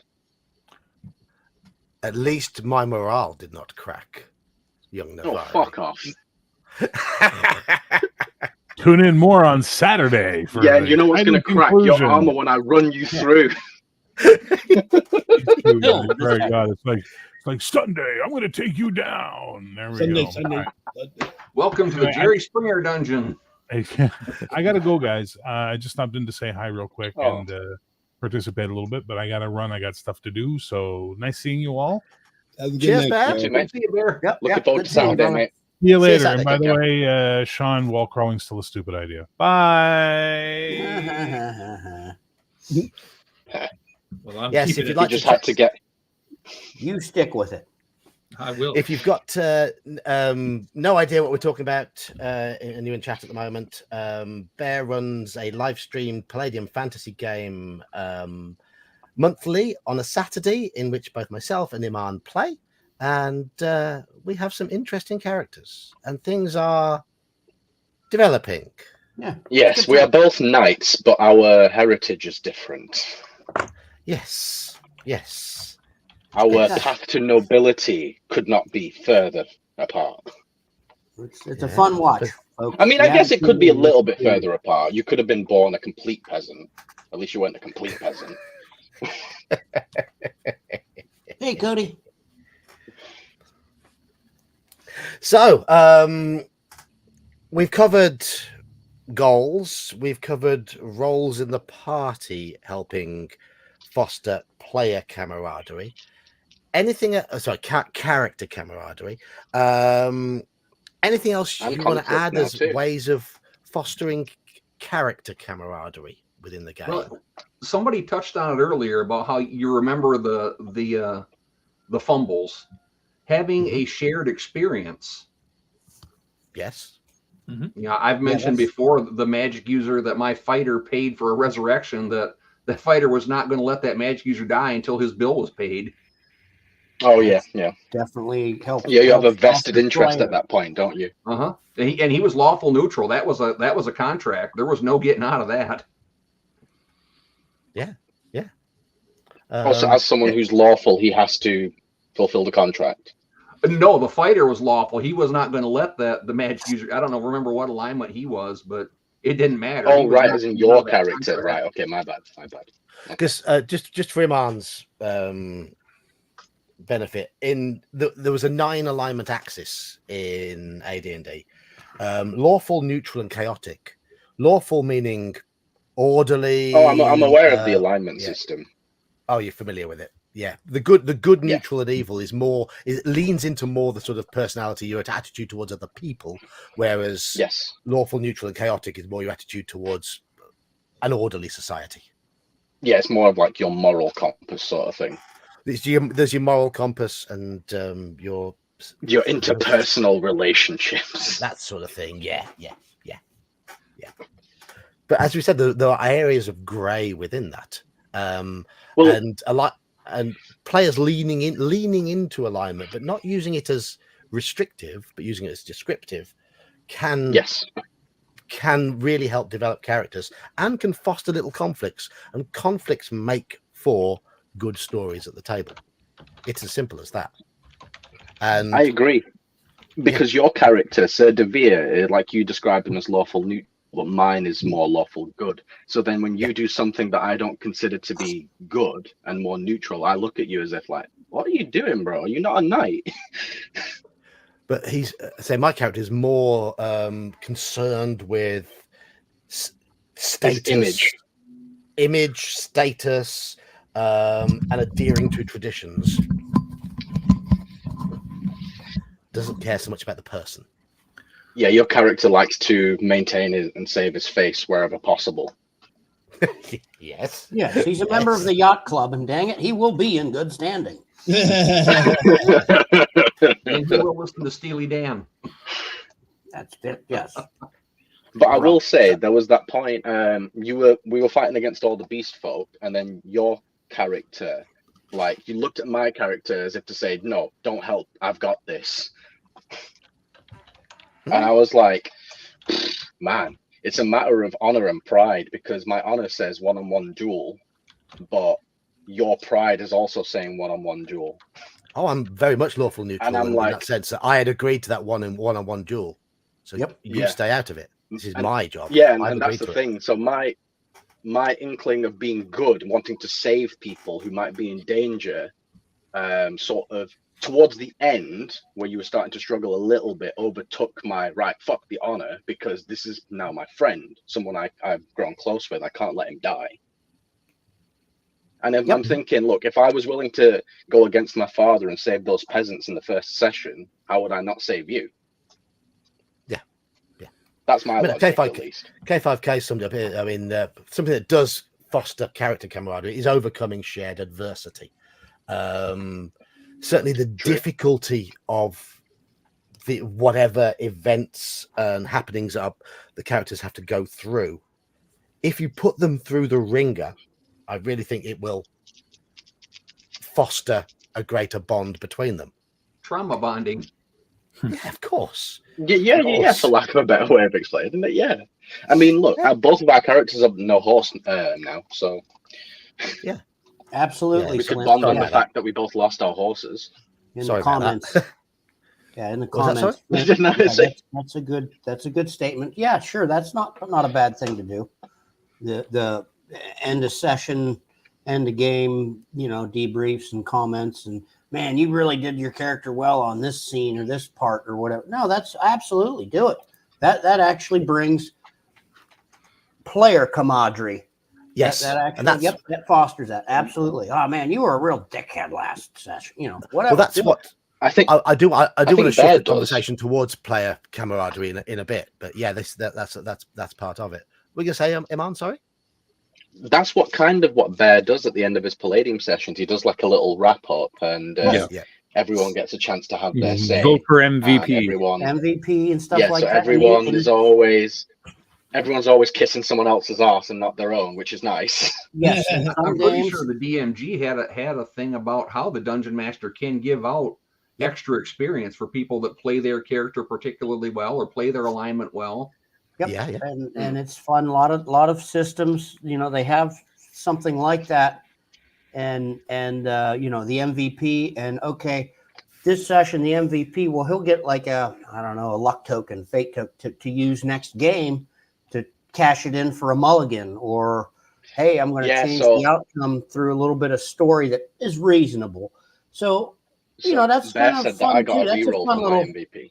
Yeah, that's a fun little mechanic. And it fosters player camaraderie.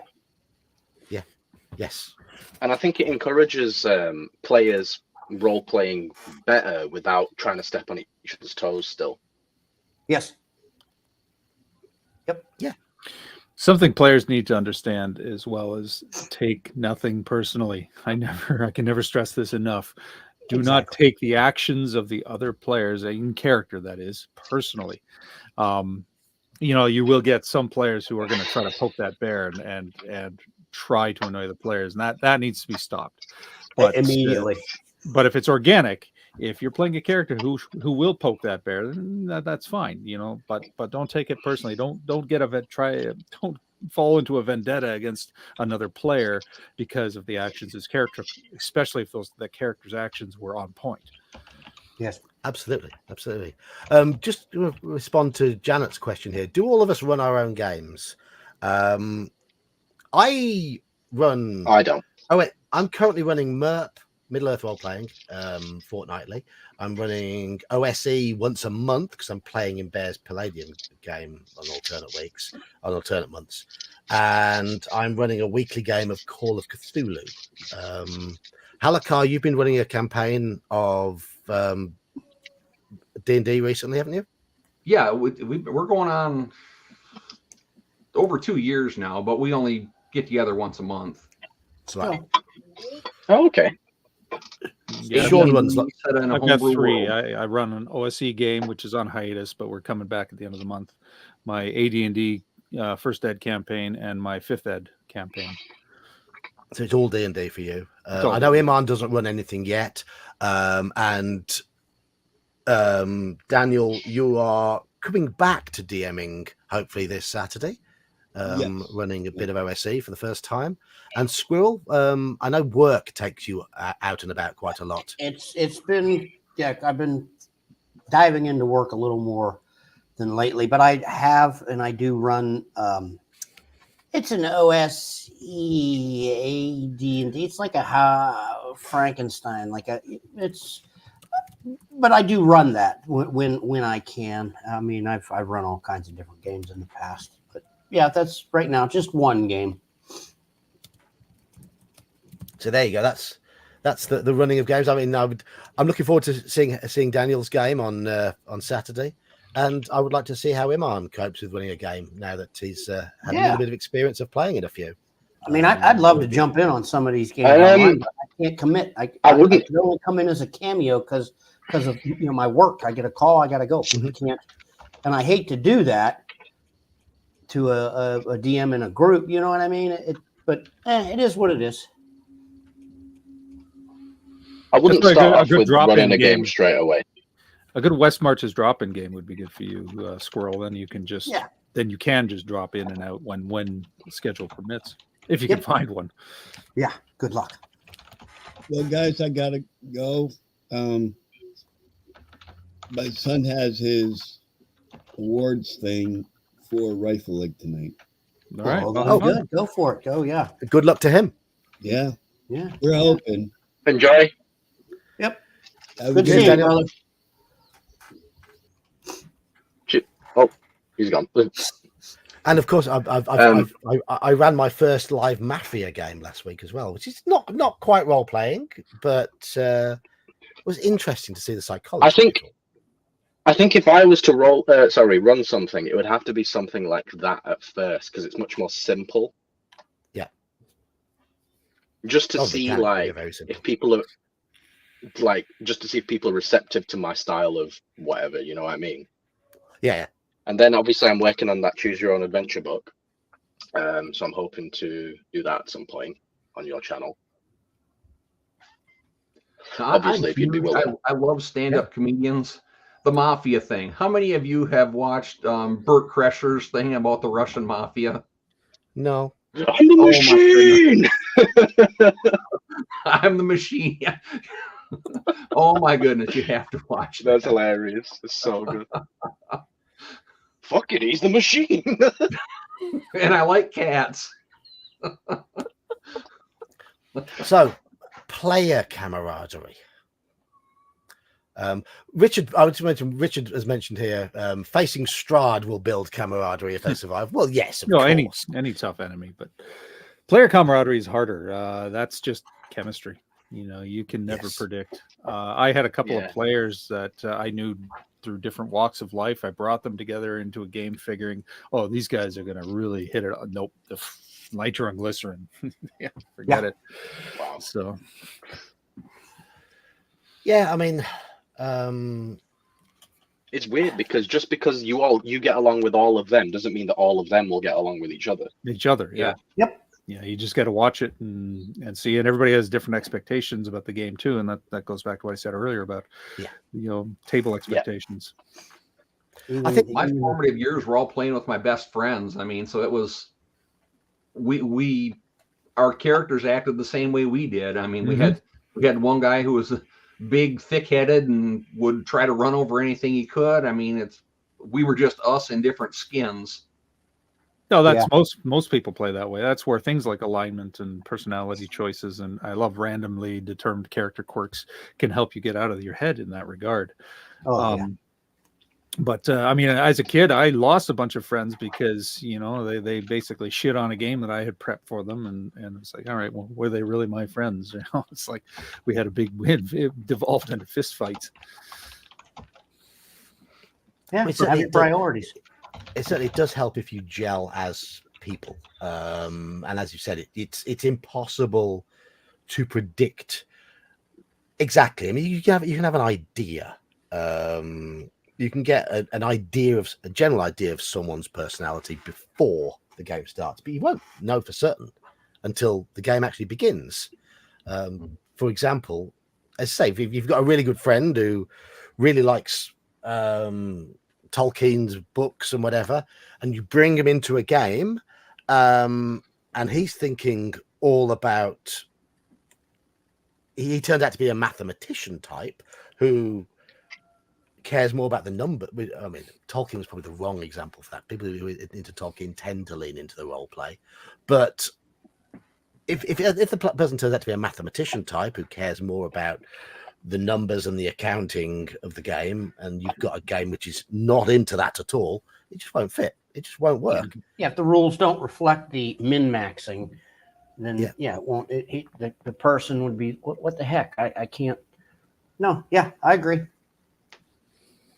Well, unless the people involved they don't care so much. Like my AD&D game has a mix of those. We've got the role players, we've got the accountants, and but each respects the other point of view, so they just play their own way, and everybody gels because there's no judgment. And the rules. You can't have a good party unless you've got someone who's an awesome note taker. You've got to have that one person that remembers how that thing you read on a stone 3 sessions ago, how that rhyme went, because it's going to come up sometime later. So, I mean, the quiet guy sitting in the corner with his notebook, don't diss him because... Oh, a good stenographer is priceless. Yeah. And yes, you can have... Yeah. I mean, a perfect table is almost like a perfect AD&D party in a sense. But you have to, but respect is key. And you can easily have, somebody who enjoys the mapping, who enjoys the bean counting, will fit into a party who are heavy role players, as long as they are willing to have a bit of give and take in terms of time in the spotlight and time to shine at the table. My group, certainly when they're running through Lost Caverns of Sojkanth, the guy who really loves drawing maps dug them out of a massive hole when they got to the teleports bit. He started recognizing, because he'd drawn a map, he started recognizing where the teleports were taking them and and started linking the gaps, whereas the rest of them none of them would have bothered to draw a map, and they'd have just bimbled around for hours. Getting helplessly lost. So having that balance in there is good. Thank you, Dungeon Minister. Cheers, Padre. Yeah, we had one guy in my group that whenever they'd come to a maze of some kind, he'd say, "Okay, I'm going to put my left hand on the wall and just keep it there, and I will eventually go through the entire maze." That's fine until you hit your first teleporter. I mean, there was. When I was running, the AD&D adventure Pharaoh, you've got the various inscriptions you find along the way. In the module, it says, the player characters will have a 20% chance of being able to understand it. I completely ignored that. I typed out the inscriptions into a hieroglyphic font, and one guy in the party, one player, really loved his puzzles. And so they found the first one, and I handed him this piece of paper. And he looked at it, and was like, "What?" They found another one. I handed him another piece of paper. He said, "Oh, it's a cipher. I've got to work out what all these letters mean." And for the next 4 hours in that session, he was there trying to work out where the vowels were and which consonants were where. And after they found 4 or 5 of them, he's like, "Yeah, I've got it. Oh!" And at the end of the session, he read it all out so proudly.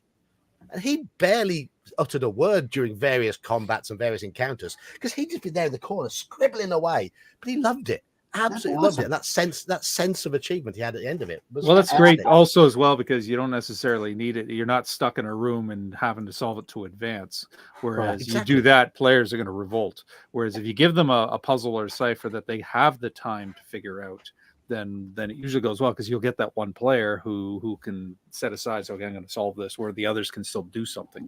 Yes. And I'm sure that made a great tellable memory for that player and that group for absolutely many years afterwards. That's the engagement we talked about last week. Yeah, so as a DM, I mean, fostering that camaraderie can be, part of it can be, it's communication with your players. It's something we touched on. We mentioned communication with your players last week. As a DM, learn what your players want from the game, and try and give each player those little snippets that keep them engaged, keep the spotlight moving around. Yeah, I was going to say, move the spotlight. Yep. Absolutely. And it keeps this idea going that you are all a group together, and the DM is part of that group. The DM is not against the players. The DM is a neutral arbiter, but you want your players to win, or you want your players to have fun. Most DMs are rooting for their players to overcome things in the end. That's what I meant. Challenge them along the way. That's what I meant when I said earlier when Bear was on. We're not against the players winning. We're against the players losing. Like I'm not going to coddle them and change dice rolls and fudge things, but we are rooting for the table. We are. I mean, hey, you make a dumb choice, hey, you idiot. I bet you won't do that again now, will you, dummy? But make a dumb choice in Call of Cthulhu. You just hand them a new character sheet and a rule book. That's why you have a stable of characters. What do you mean, new characters? As I found out. I mean, but to be fair, it wasn't my fault. But you got to have a stable of characters, just like a pimp has a stable of. you need a stable of characters. But I agree with that, and it's important that players understand that sometimes they're just going to have to withdraw their character and bring something in. That's a feature, not a bug, but they're going to have to do it for whatever reason. Maybe the character does not gel with the rest of the group, or maybe the character dies. That's the more likely scenario, but they have to be ready for that. And I think that's what goes insane. And and not be so precious with the one that they want to play that they can't say, all right, well, I'll put this guy aside for now and bring in my alternate. Don't Smeagol your PC. Come on. Yeah. I'm not going to lie. It did take me a few days to get over the loss of my first character, but after that, I was okay. Well, that's understandable. I came to terms with it. That's understandable, young sir. However, take the advice. Don't be a Smeagol with your PC. No, it's not that. It's the fact that in any of my role-playing sessions, that's my first character that's ever died, like in any of them. Well, and you know what? Or anything. So I was like, I'm not used to player death. Print out a death certificate for that character and frame it up against the wall with the character sheet itself, and you have stories to tell of your first character. Yeah, no, I said to John that I'm going to keep it. I've memorialized it. Yeah, absolutely. I think the thing with Iman's first character, I mean, Iman knew that his character was declining. And you got it pretty certain in your head that you were going to lose the character to insanity because he was down. He'd got 11 sanity points left. He'd failed almost every sanity roll he'd had, and he's an investigative type player who likes to poke and prod. And in Call of Cthulhu, excessive poking and prodding is what costs you sanity. And you were losing it at an alarming rate because you were the one who was doing all the poking and prodding. It's something interesting. Let me have a look at that. You were down to 11 sanity, and problems were happening. But I think you got it in your head that you were going to lose him almost on your own terms. To insanity. Yeah. I was sort of expecting the slow mental decline into insanity and chaos. Yeah. Throw them stones at the hornet's nest of lunacy. Go right ahead. Let's see what happens. I mean, I tried to role play the suicidal part, the part with depression and stuff like that. Just like thinking, what would someone with depression or who's having suicidal thoughts say at this moment in time? Because it wouldn't always be rational, would it? No. So there was one point we were on the Orient Express, and I walked up to this woman like, bonjour, madame. Do you have any rope? Yes, that sort of thing. Yes, there were little comments along the way, but eventually you were just shot in the chest, weren't you, by a and wait, it was Manfred's character who was trying to comfort me, and he was like, but in a few hours the sun will rise and you'll get to hear the birds. I was like, fuck the birds. And then half the people on the train looked at me. Yeah, love it. So Richard asks here, do you think Gary Gygax was rooting for his party? I think he probably was. Not when he wrote Tomb of Horrors, but that was because he wrote that for a specific group to challenge them. Yeah, but still, I'm sure he was rooting for them even with that one, just because that game would continue and go on. Yes. And it wouldn't be a TPK, a reset. Like, oh shit, here we go, start it over. I mean, well, they had a lot of backups too. I mean, if you read any of the old stories about their gaming sessions, you know, Mordenkainen had a dozen clones. So if he died, oh, okay, here comes one of the clones. Exactly. Yeah, a stable of characters. So death to them wasn't that big of a thing because there were ways to get around it. Yep. What Brian says there is. Yeah, no, that's a good one, Brian James. Very, very good. A little spot of advice to Iman with like the Palladium or OSC or any other games.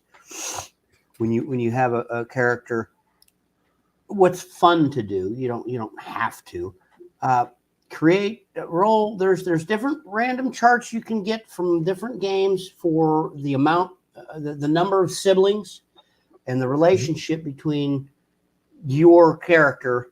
You know, whether they're at odds, whether they're very close, whether it's neutral, and then make a handful of characters that could be related, and the DM could easily say, "Hey, your sister, you two were very close. You died. She's seeking revenge. She found the party. She figured, you know, or the one that hated your guts, but for whatever reason, the DM can have fun saying, well, this person's part of the party. He's not going to speak nicely of your deceased character, but he still gels with the other characters. It's just something fun. Yeah. Something really fun. Like I said earlier with that Save the World to Enslave the World campaign, there were a couple siblings that hated the former sibling, but they gelled character-wise with the other characters because the ultimate goal was, dudes, you've got to stop this world-shattering, if not ending event. It's up to you and your bloodline, and that's it. So you better figure it out. And those sort of connections give everyone a little bit of sort of inspiration in terms of the role play. It can certainly add a lot of flavor to the game. Oh, here's the other thing that just popped into my head. The particular group, they complained that I was quite the Minch, the Scrooge. I was very cheap with loot and whatnot. So we were using, I think it was Pathfinder rules blended with some Hackmaster rules. But I went to the old AD&D treasure charts rather than what the standard rules were there, and so there was loot galore. I says, okay, you here's loot. It's all worthless if the world ends, so you better put it to good use, you dummies.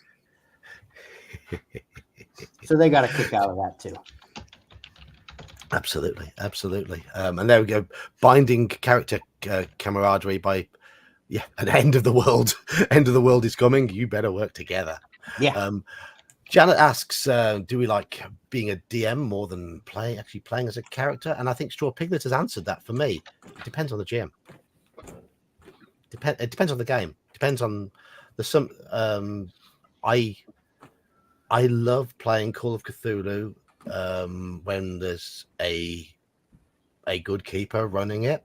I love playing D&D and various D&D games when there's a good keeper running it.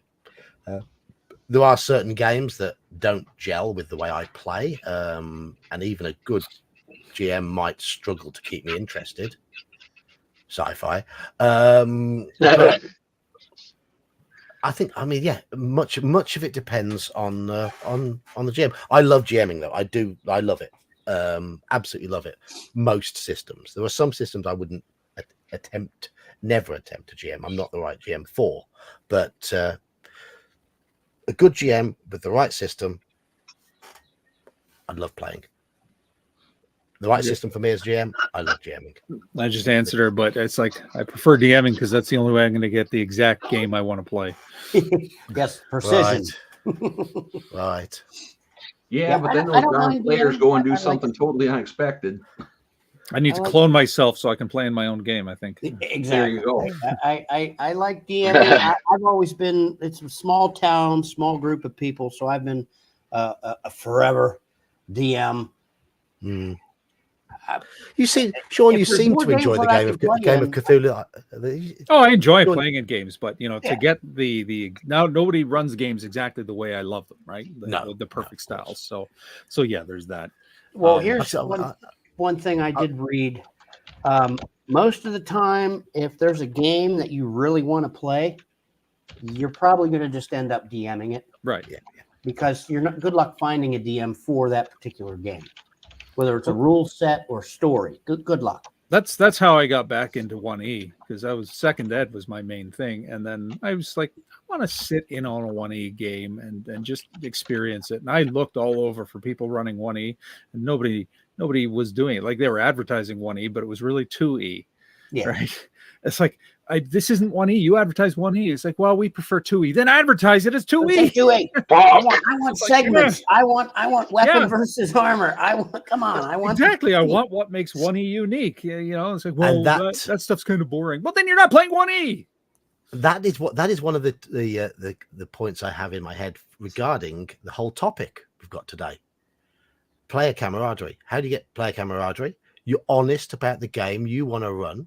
Yes. And you're honest, and the players are honest about the games they want to play. Yes. You have to vet each other. Even. Yes. You have to, because you put up the smoke and mirrors of the song and dance, and 1, 2, 3, all of them could be like, what the is this? What do you mean? Yeah, it could fall flat very quick.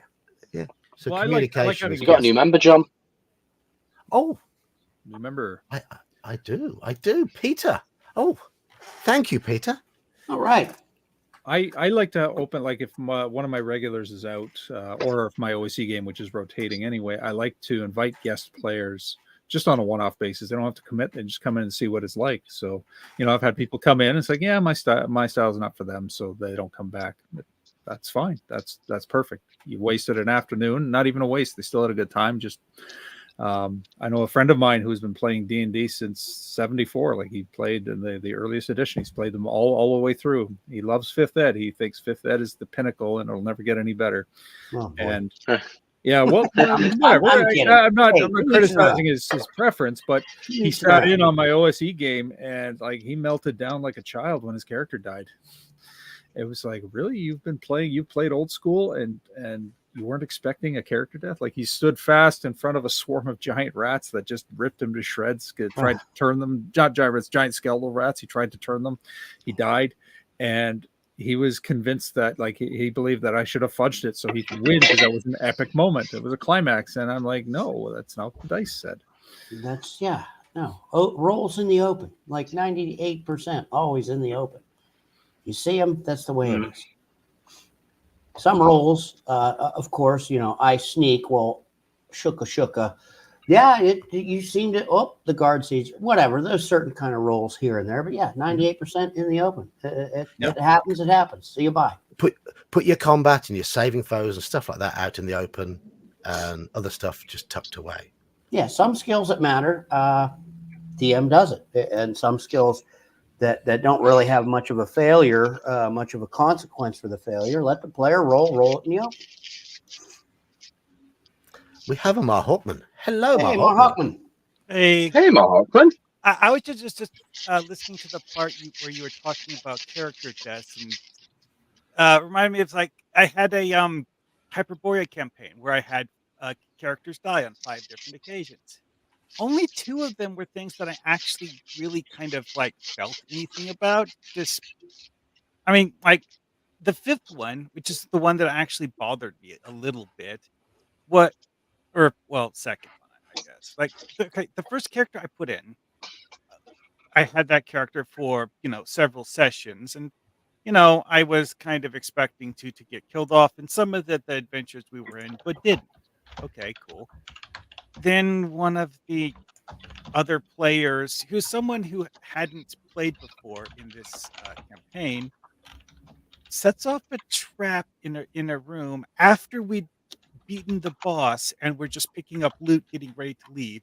He sets off a trap, it blows up everyone and kills half the party.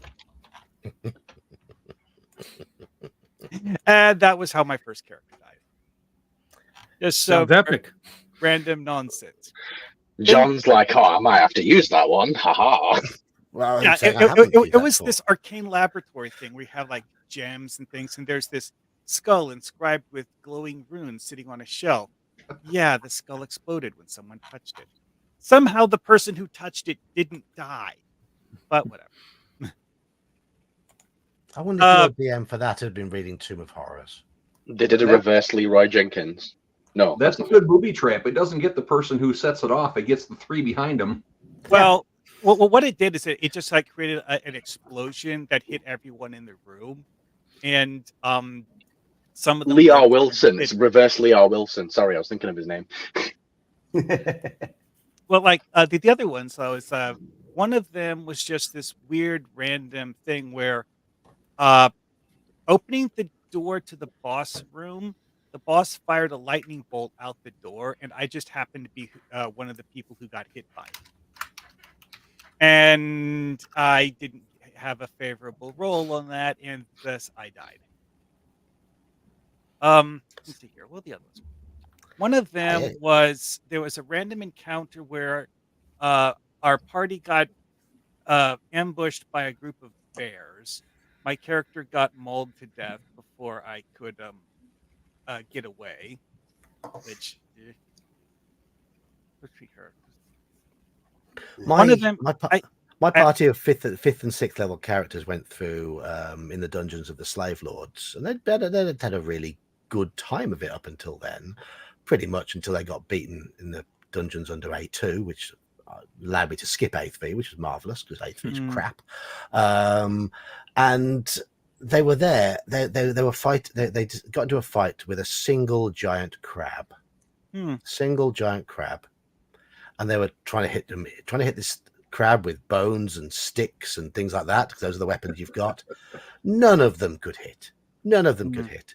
And when that crab, with a single snip of its pincer, beheaded a 5th level character, it was like, yeah, you've just gone down to something. If you were fully equipped, a party of 2nd level characters, you'd have taken that down very easily.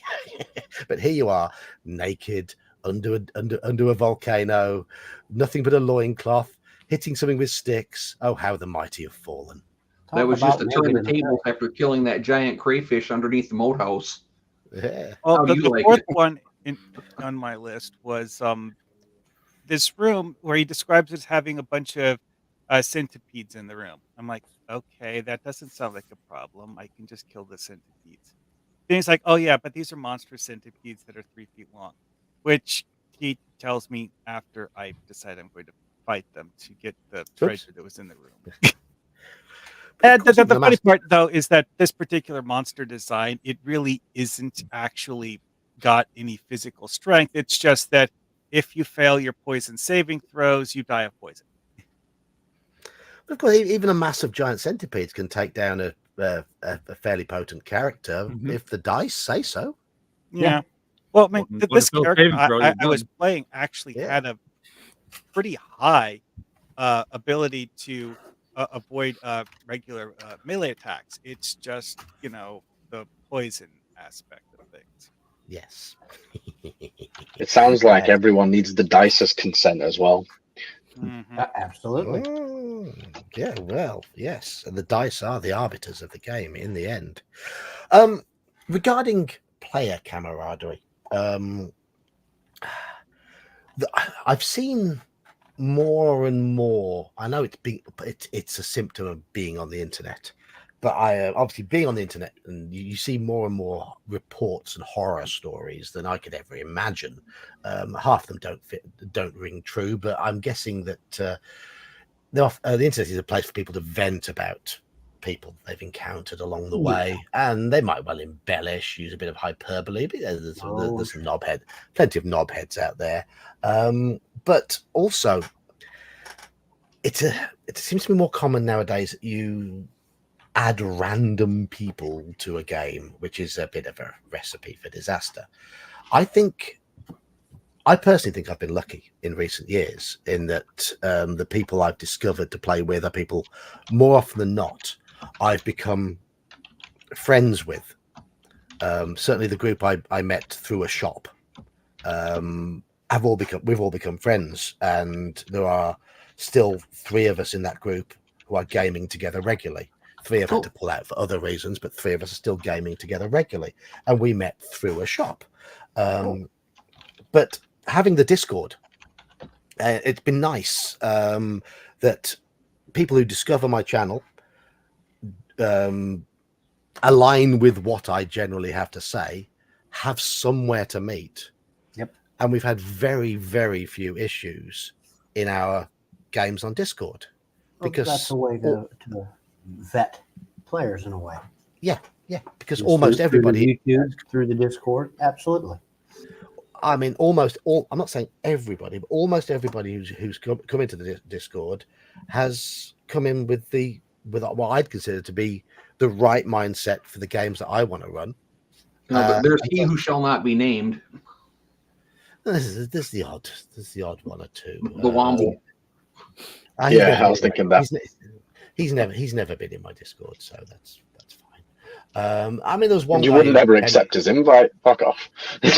There was one guy who came into the Discord, posted something about a game that we were running, hadn't had a reply in 24 hours because he happened to post on a day when I was really, really busy with work, and it was about 9 days till the next session, so the other players weren't really very engaged with what was going on, and then he had a hissy fit and left pretty much straight away. I remember that one. It's just one of those things. It's like, oh, you're unhappy because people didn't reply immediately. Really? Yeah. Oh, basically, yeah. Well, and here's the other thing. Here's a thought about player camaraderie. It's not a bad idea to encourage players to talk about the game after the game, in between sessions. Yeah, of course. Yeah. On Discord, FaceTime, YouTube, whatever. Just to it can help get the group, gelled or together a little more, and they can build a little more actual non-character, actual personal relationship a little bit too.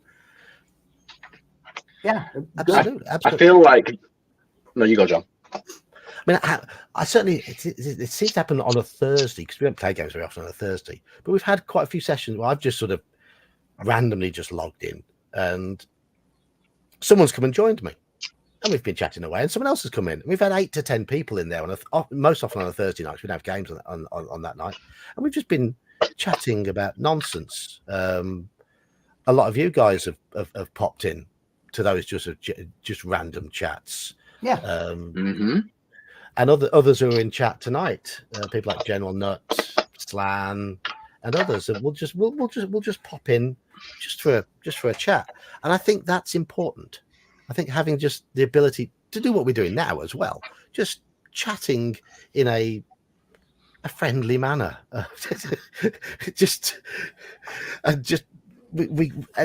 being comfortable with people, just to sit down and someone on the other side of the planet and just talk. How was your day? How's your kids? How's work? Yeah, how's the wife and kids? How's the hubby and kids? Or how's whatever. Yep, how's work? And I think building friendships is key. It really is key to getting a group going. The game. Yeah, I came for the fighting fantasy. I stayed for the people. Keeping the group going. Absolutely, because Amon, Sean, Halakar, all of us, the fates be willing, God be willing, whatever you want to say it, 5, 10, 15 years from now, we're all still sucking air. Hopefully we're still in touch, we're still talking, we're still gaming. Yeah. Fingers crossed, mate. Fingers crossed. I definitely intend to. That's what I'm saying. Allah be willing, fates, whatever you believe or think. Inshallah. Yes. Yeah. No, my intention is definite. I'm not, like I said to John yesterday, you could try as hard as you like. I'm not going anywhere, mate. Yeah. No, same here. I don't. So hopefully, and that's you can kill as many Call of Cthulhu characters as you want. I ain't going anywhere. And that's one of the beauties of this hobby in general. Yeah. The vast majority of us in the hobby, yes. So some of us are awkward sods. Some of us have our own little idiosyncrasies, but we've got this common interest that binds us. Yep. And Indeed.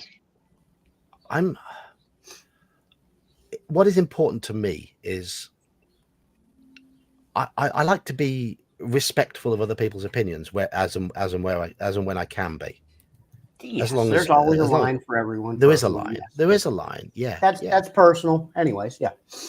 Yeah, and as long as you don't as long as you're willing to accept people with differing opinions and different ideas about how the world moves and everything, So and not let just a good example of this is Manfred and I. Like, Manfred is a staunch atheist, and I'm a Muslim, but we have the best conversations ever about religion.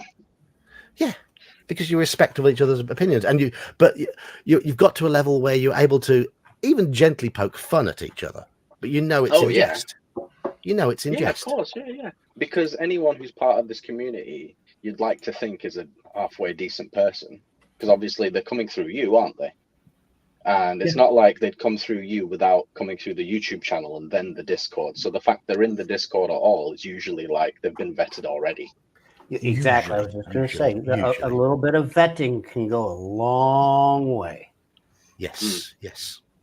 And I know gatekeeping is seen as being a really, really dirty word, but you have to do a little bit of pre-game gatekeeping. Gatekeeping a hobby in general is bad, but yeah, you have to gatekeep your own circle for sure. Yes. Gatekeeping is another word for setting boundaries. Yep. That's all it is. That's all it Well, is. no, So there's gatekeeping games, and then there's gatekeeping your You have your own community. personal boundaries. You're a gatekeeper too. Come on. But gatekeeping is often used to, in terms of keeping people out of the hobby, which that's bad for sure. No, Like, exactly. anybody comes in, functionally play what you want to impossible. play. Yeah, Anybody it's that does impossible, that, it really is. anybody yeah. that does that is not a gatekeeper. They're buttholes. But yeah, within your own groups, cockwombles. Cockwombles. Yes. Or as you said in your video yesterday, John, little plug, twat. Oh yes. Oh yeah. In case you haven't seen yesterday's short, please take note. It's the best instruction for Anglo-North American relations. It is superb. Yes. Please take note. Please take note. Take note. The thing is, I think John putting that video up has put him in YouTube's bad books a little bit. Yeah. I haven't had great. I just want to know metrics. last flies. But I if you notice it intentionally, I put the word twat in front of me at the end of it. Yeah. So it is a little bit of a dig at myself for making that video. But I hope you pick it. It's self-deprecating humor, that little bit is at the end where I put twat in front of me. So. Interesting. I didn't pick up on that. Nice bit of didn't? storytelling there. I No, I thought you were just putting it big and bold in the front for the people in the back who couldn't hear you the first time. No, it's there. It's there. Oh, partially on me. Yaman, it's that religious difference. You don't understand Easter eggs. Oh, that's a good one. Yes, we eat the Easter eggs for the Jesus. No, only Easter eggs I know about are the video game ones. That's it. There we go, Brian. That's a good statement from Brian. The enemy of good is perfect. As long as you can get along on most things, then it will often work itself out. Mm-hmm. Absolutely. Yeah, that is actually something I've noticed to be an issue a lot. Is things go fine until one person decides they want to get every duck in a row and realizes that it's impossible because some of the people in the party have the wrong shape of duck. That's one way to describe it. Yeah. These people having ducks in a row. All I have is a bunch of squirrels. Good luck getting them in a row. I think one of my ducks is a pigeon. I was going to say some parties probably have a goose amongst the ducks. Mm-hmm. Yeah, exactly. Yeah. It's like you can't make everything fit exactly perfectly, but you can get something that's reasonably close.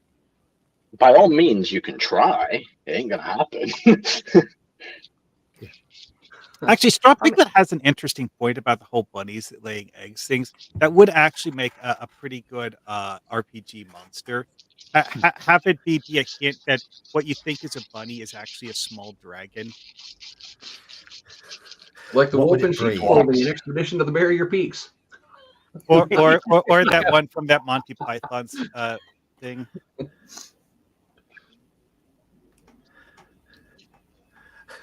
No, Flint. No. It's a short A. It's a So short A. Are we officially in no, ramble please. time now? No. But this. I think I'm having this little chat now. The rambling is actually part of the point because this is Camaraderie. one of the Yes. aspects of camaraderie. The fact that we can happily Indeedy ramble and one of my players once said the players he most likes to play games with he basically says he thinks to himself, would I be happy going to the pub and having a beer with that person?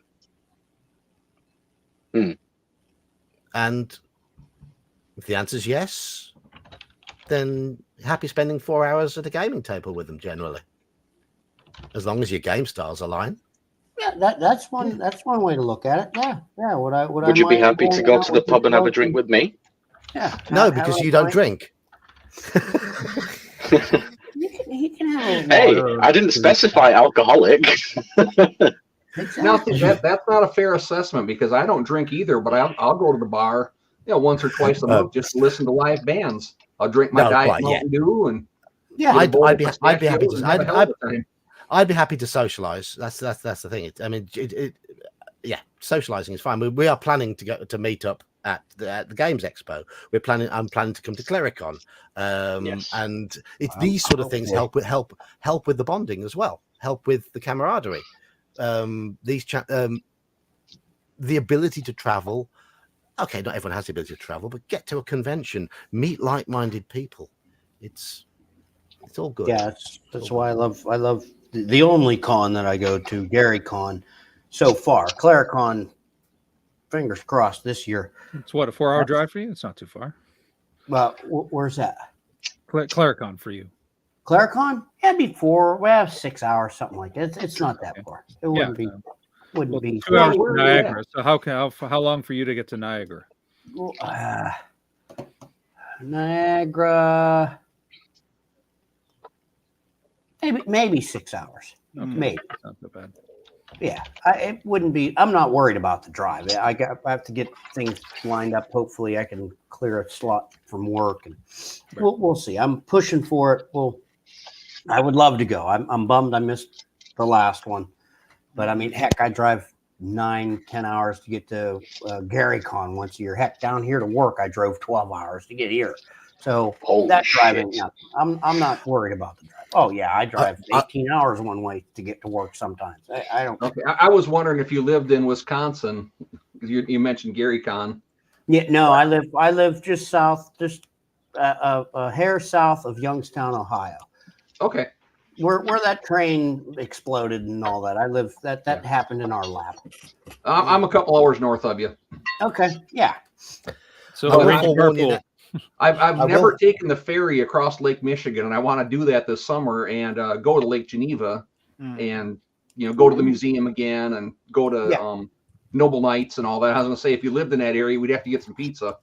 Yeah, well, I mean, hey, heck, one of these days, I mean, you plan on doing it. I'm off and I have a couple days notice. I'll listen. I'll drive out if I could drive and see you guys.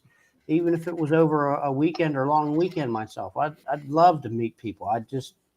That's one of my things. I would love to see each and every one of you folks as much as possible in person, to shake hands, break bread. Well, we want to get an epic group shot of all of us. I would. Oh yeah. That's why I love going to GaryCon, because there's a lot of people I've met over the years. That seems to be our pilgrimage. We meet, we game, we hang out, we eat. I love it. And I will forewarn you now, Iman, we are planning to do the same sort of thing at the UK Games Expo, and with Gene and Gingerbeard amongst those who are likely coming, it will almost certainly be in the pub. That's fine. All this talk about Clericon makes me think of this thing from a video game called Pluricon, which, well, yeah, it has a very strikingly similar sounding name, but not even close to the same. Yeah. I don't Yeah. know that video game, so It's from No, neither Kingdoms do of I. Amalur. Well, it's one of the. Oh, okay. Kingdoms of Amalur. Yeah, I know that game. Yeah. Never played it, but I've heard good things about it. So back to let's just do this. I'm doing my Saxius thing here. I'm just going to just invoke Saxius in the chat. What chats do you have starred? Oh, let's have a little look. Yeah, come on. The alignment ones we already talked We've about. got the camaraderie part down pat, I think. The ones I've starred have basically been the alignment. I'm crap at this starring business. That's all right. I just didn't know if we missed any. If you missed anything, you know. No, we discussed them. Okay. We have indeed discussed them. So, any other comments regarding player camaraderie? Any other ways of helping instill player camaraderie? Something we've done is, when we used to do long sessions. Right now, I just do a 4-hour session because I've got some people with medical issues that can't stay seated that long, and we would have each gaming night would be somebody's turn to make to come up with a theme for the snacks for that night. That's a good one. Oh, I mean, we got to. I love cheeses, so I would do like a charcuterie board with all sorts of cheeses from all over the world, and yeah, I know that would cloud kill the group if John was there, but yeah, everybody got a chance to hey, where did you come across this? Why do you have why do you like this kind of food? Hold on one second. I served a mission in the Philippines. Iman, you're grinding your weed a little too close to the mic. It's sauce. Wait a minute, it's his broccoli, his jazz lettuce. The jazz. It's my sinner's spinach. There you go. But anyways, no, that's a good idea about snacks, having a snack or food theme. Definitely. Now, when I was in high school, and again, this might be a United States kind of thing. When I was a kid, we had BB gun fights and all that stuff. Well, when I was in high school and we started playing D&D, we had a weekend of barbarian war games. We made homemade armor. We made homemade weapons. We split up into teams. We went out in the woods and we beat the hell out of each other. I've got scars. Yeah, and we figured out how many hit points we had based on how tall we were, how much we weighed, and what sports we were in. And you kept track if somebody landed a hit. Oh, each weapon did a set amount of damage, and it was long before we'd ever heard of LARPing. Yeah, and we didn't play with safety rules. So the crossbows we used had a 55-pound pull. You just had to put a big pad on the end of the quarrel. Yep. And if you didn't make good armor, well, that was your own fault. You had the opportunity. You big dummy. And hello, again, this happened in 1984, and we still tell stories about it. Yeah. Hi, Hungar. I mean, there's no better way to bond with male friends than beat the crap out of each other. Exactly. Funny how that works. Yeah. Isn't it? Yeah, I mean, I made some very good friends on the judo mat. Yeah, I'm sure. Yeah. While busy exuding sweat into each other's faces and twisting arms into odd positions. Yep, that's right. Tying each other into a knot and pummeling each other into submission. Yeah, it's good fun. But I was thinking more along the lines of game choice, and possibly sort of varying game system from time to time to allow people to experience different games and find games that are to their taste. Yeah, that would be one way. Yeah, absolutely. That group that I played Hyperborea with, we didn't always play Hyperborea. Sometimes we would play something else that someone wanted to try out. Yeah, as long as someone's willing to, GM, DM, referee, however you want to say it, as long as someone's willing to run it, go for it. it's a willingness to try different systems, to be open about the game you want to run. If you have that openness, then it can allow people to experience. I mean, Iman, for example, he's not really a D&D type. He played the odd game of OSE, but because I was offering a different style of game on the Discord, it enabled him to get more involved, more invested, and that camaraderie. And we've pretty much become mates through chatting on the Discord before and after these games and all that sort of stuff. So having that bit of flexibility, being not too rigid. Yes, I'm slightly rigid in a way because the sci-fi is an issue for me. Yeah. But I wouldn't stop people running sci-fi on the Discord, and I will openly say the game probably won't be for me. But if someone wants to run sci-fi there, they're more than welcome to do so. It's opening it up for people to play whatever they want, however they want. Elfbait did a good video on that the other day. Yes, he did. I did happen to catch some of that, and I think that was on the drive down. I actually just set the phone down, put the earbuds in, and just kept driving, but yeah. I mean, I know I've talked this to death at this point because I'm live streaming it and stuff, but Bloodborne is the reason that Call of Cthulhu draws me in a lot more than D&D, because D&D is basically like Dark Souls, or Dark Souls is like D&D rather, and then Bloodborne is like Cthulhu in that regard. Yeah. Very similar mechanically. There's a few key differences, and the overall atmosphere is completely different. Yeah. And yes, the thing is, Richard, it is a hard sell if you only play one system. I think the key there is if you run games, I think it is a good idea to at least familiarize yourself with other systems and find other systems that you will run happily, because there's hundreds of systems out there. Just be willing to read other games, to learn about other games, because I can almost guarantee that everybody will find more than one game that they like. Oh, absolutely. And a neat thing to explore other games is there might be a little a rule in one game that would work great as a house rule in your current game. I tried out a couple times, and the players love it. The table loves it. You use it. I mean, come on. That's part of the Frankenstein, the House Franken rule homebrew stein of this hobby. I'm not sure where it came from, but there's this one rule that I don't remember even who I heard this from, but a different way of doing character stat generation for games like D&D or Hyperborea is when you start the game, you roll 1d6 for each of your stats and set that as this particular individual's stat for that. Now, usually you would have like 3d6 for each of the stats. Well, each of those other two is determined by your race and class. Yeah. I mean, it's just one of those like things. It's a variant that, does a thing. Yep. And it can work and it can be fun. Something different. But it's just like one of those things that's like, it's a variety thing more than anything else. Yep. We tried to break stats down again back in high school when we thought we were uber creative.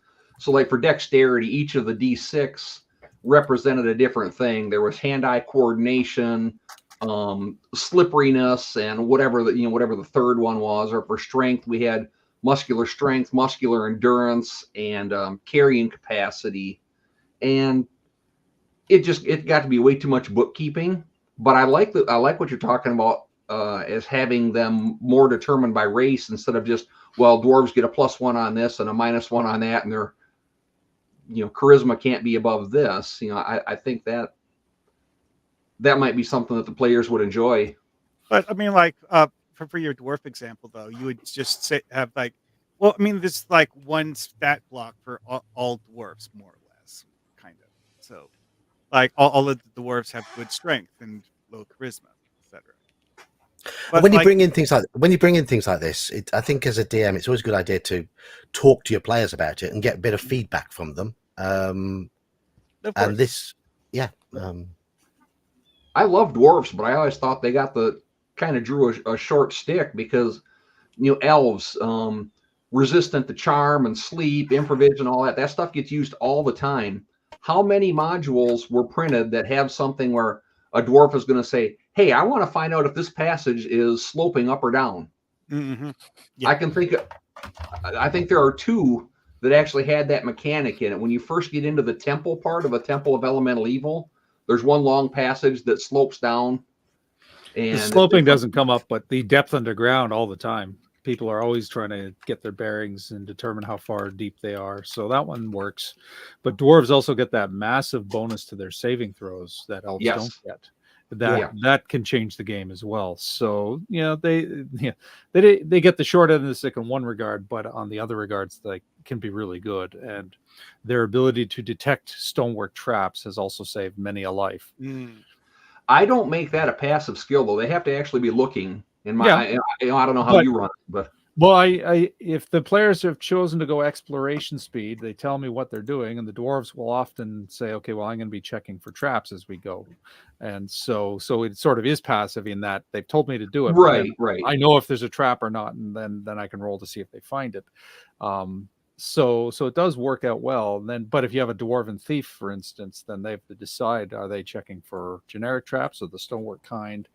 But it still works out. So the other advantage of dwarves, if you're playing by the book, of course, is that elves as a fighter can only get to level 5, whereas the dwarven fighters can get to 7 or even 9 if their strength is high enough. Yeah, I think 9 was the max. Yeah.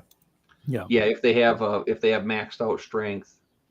So like 75, I think, for a dwarf. And as the dwarf in my AD&D game is learning, because now they're planning to take on giants. Like he's got plate armor with a +5 shield. Is like, wait, giants can barely touch him because he got that +4 bonus against giants. So, against giants, yep. So somebody posted on the first edition D&D Facebook page today some questions about that, and I never did get a book to look it up because it was during my work hours. But they said they thought they had read that when a giant is throwing boulders at a dwarf, they lose their dexterity and they lose their bonus versus giants. No, as far as I know. I didn't know that one. So there were a couple of questions he asked that I did know, but that one, it's like I don't remember reading that. But I don't remember reading that. It might be something under giant throwing rules where it negates because. If they're, I think the correlation is siege weapons do negate dex. Ballistic, and it says that under giant throwing that it's sort of equivalent to a siege weapon, only with no range minimum. So I think that's where they're correlating. I wouldn't, even if I remove dex, I wouldn't remove the dwarven ability, because the dwarven ability to defensive ability is coming from tactics and knowledge. So they know how to defend against giants. So they would keep that because they know giants can throw rocks. So it's almost a genetic thing. Yeah, they are aware of it. They've been trained against it. So keep the bonus. Yeah, he had like 10 different questions he asked. I knew a couple of them, so I shot him some quick answers. But that one was like, I don't remember ever reading that. And it doesn't say it outright, but if you put it together, like siege weapons negate dex, then and then if giants are treated as siege weapons when they throw their rocks, then it makes sense. There's a logic to it. Right, we've talked about still be like a catapult. Yep. Yeah. We've talked about building of how in Dungeons and Dragons Online, the way that they have elf keen senses work is basically like a passive trap detection ability. A lot of it is passive in the modern iterations of D&D. Passive perception is a big thing in 5e. Chance. Yeah, they even in First Ed they have a passive chance to find secret or concealed doors. So, but like the way it works out in practice in that game though is that sometimes I'll just walk into a room and it'll be like, oh hey, there's a trap over there.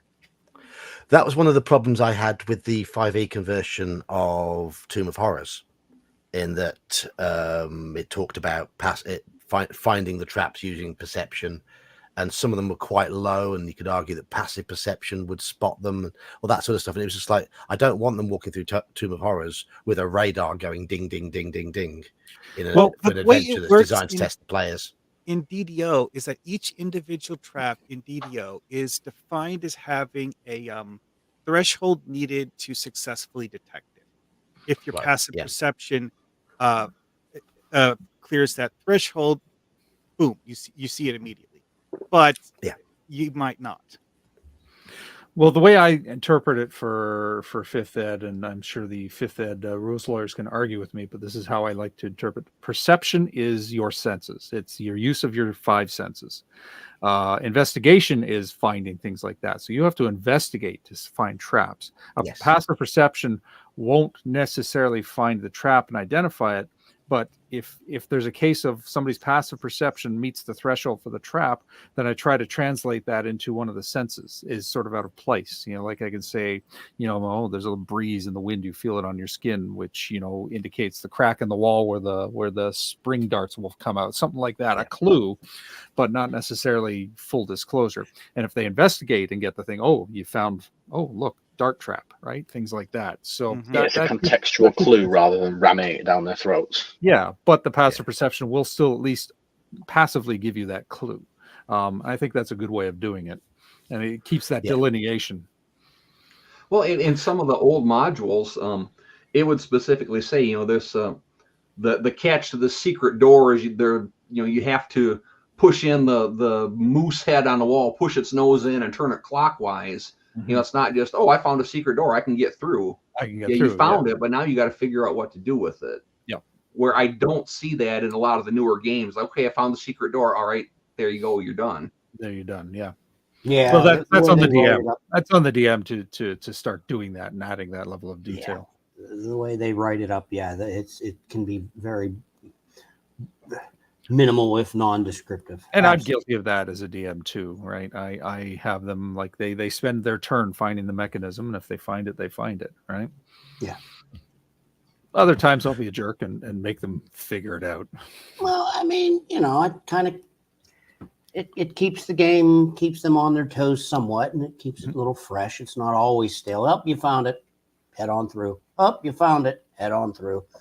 So yeah. Anyway, I wanted to possibly come on to sort of player conflict.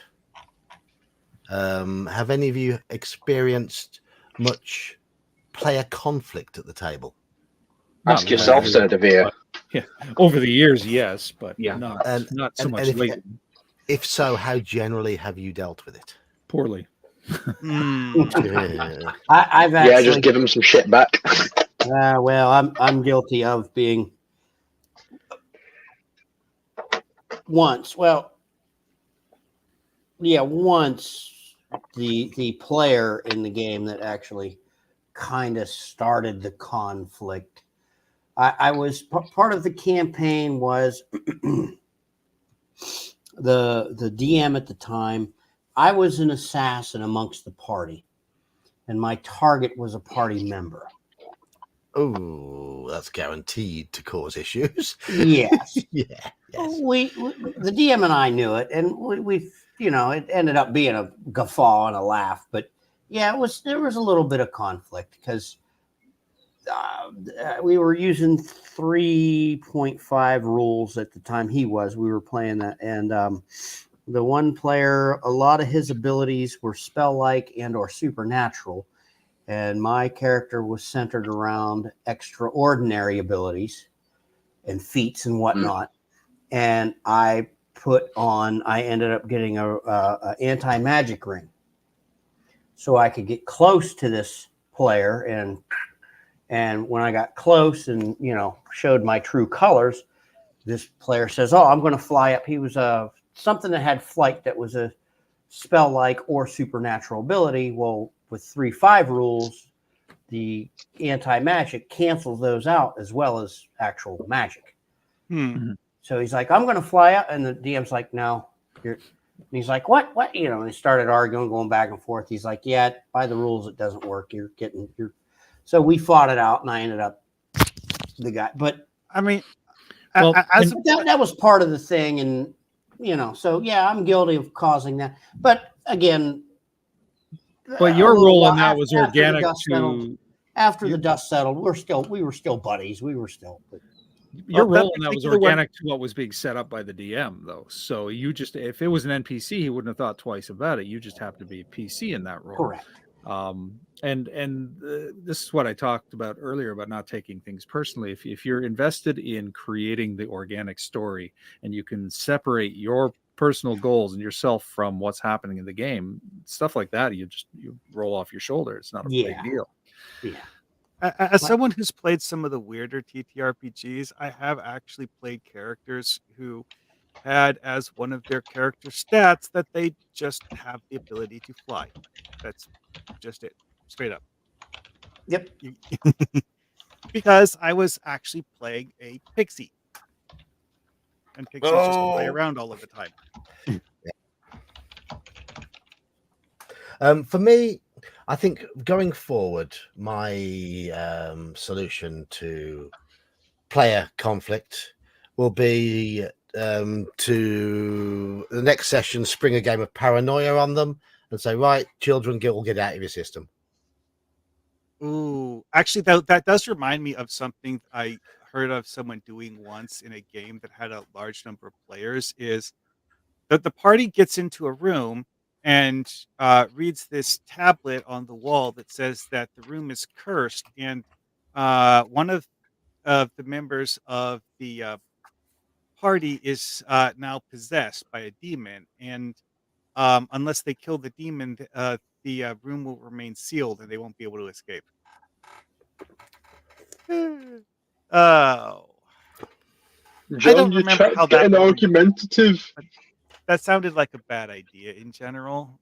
One of those things I heard someone bring up is something that sounds like a cool idea until you see people try to play it out. I guess I haven't really seen big clashes like that at the table. I mean, we've had a couple personalities that didn't mesh up real well. Every now and then we'd have, again, this was when we were much, much younger. You'd have somebody and their significant other that would get in a tiff over whatnot, but we never had anything that really turned out severe. I mean, the worst Honestly, thing we had one was of the worst somebody ones being disruptive at the table, I've had, it was actually family game group. Like, I'm playing with several of my siblings, including my brother and his son, my nephew. And most of the issues that we had in the group were actually those two. My nephew is someone who likes to make noise constantly.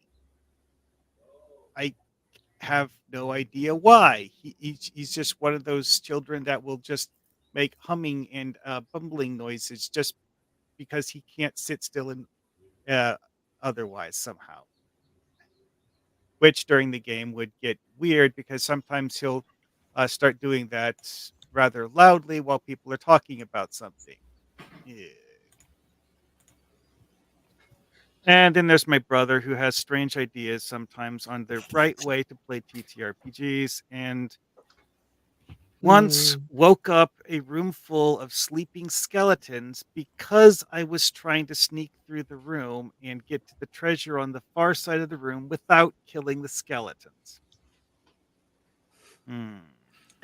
Yeah, it's trolling behavior, isn't it? Sometimes, and we do get a bit of trolling behavior in our hobby from time to time.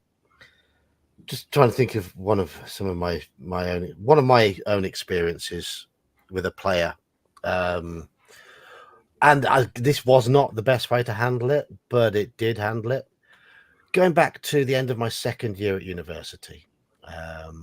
We had exams approaching, and everyone was getting a bit stressed. And I'd got a couple of D&D books. I pulled out an old module. I said, okay, we'll make some characters and we'll play this. And one player got into it too much. Instead of, we were doing revision and stuff before the exams, and I just briefly read through the module in order to run it and got the characters sorted out. And he was turning up saying, I'd like my character to do the. You turn up first thing in the morning and at my house and say, I was thinking my character could be an innkeeper in his spare time. Okay, that's fine. But yeah, so how much money will my inn be making? I don't care. I really don't care. We're just going to play this module. Oh, but I'm thinking about having this in, and I want to know how much the stock will cost and the profit margins, and I'd like to work it all out. And I was like, and each day he was coming around, and with all these, and yes, it was great that he was thinking about it, but I didn't want any of that. And in the sessions, he was taking over. We played a few sessions, and he was taking over and becoming quite demanding. And one of my players we walked into a room.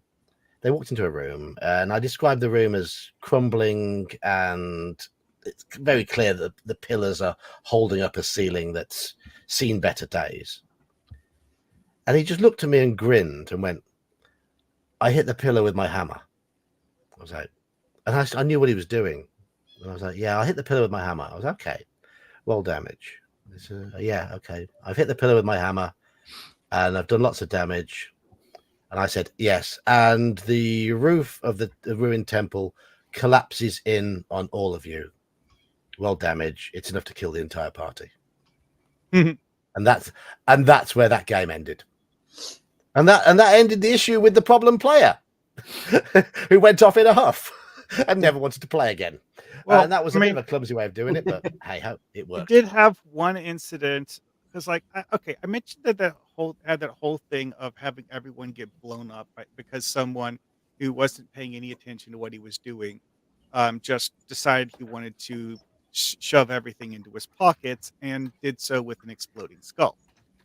Well, that same adventure, we also had someone do the weirdness of deciding he wanted to do a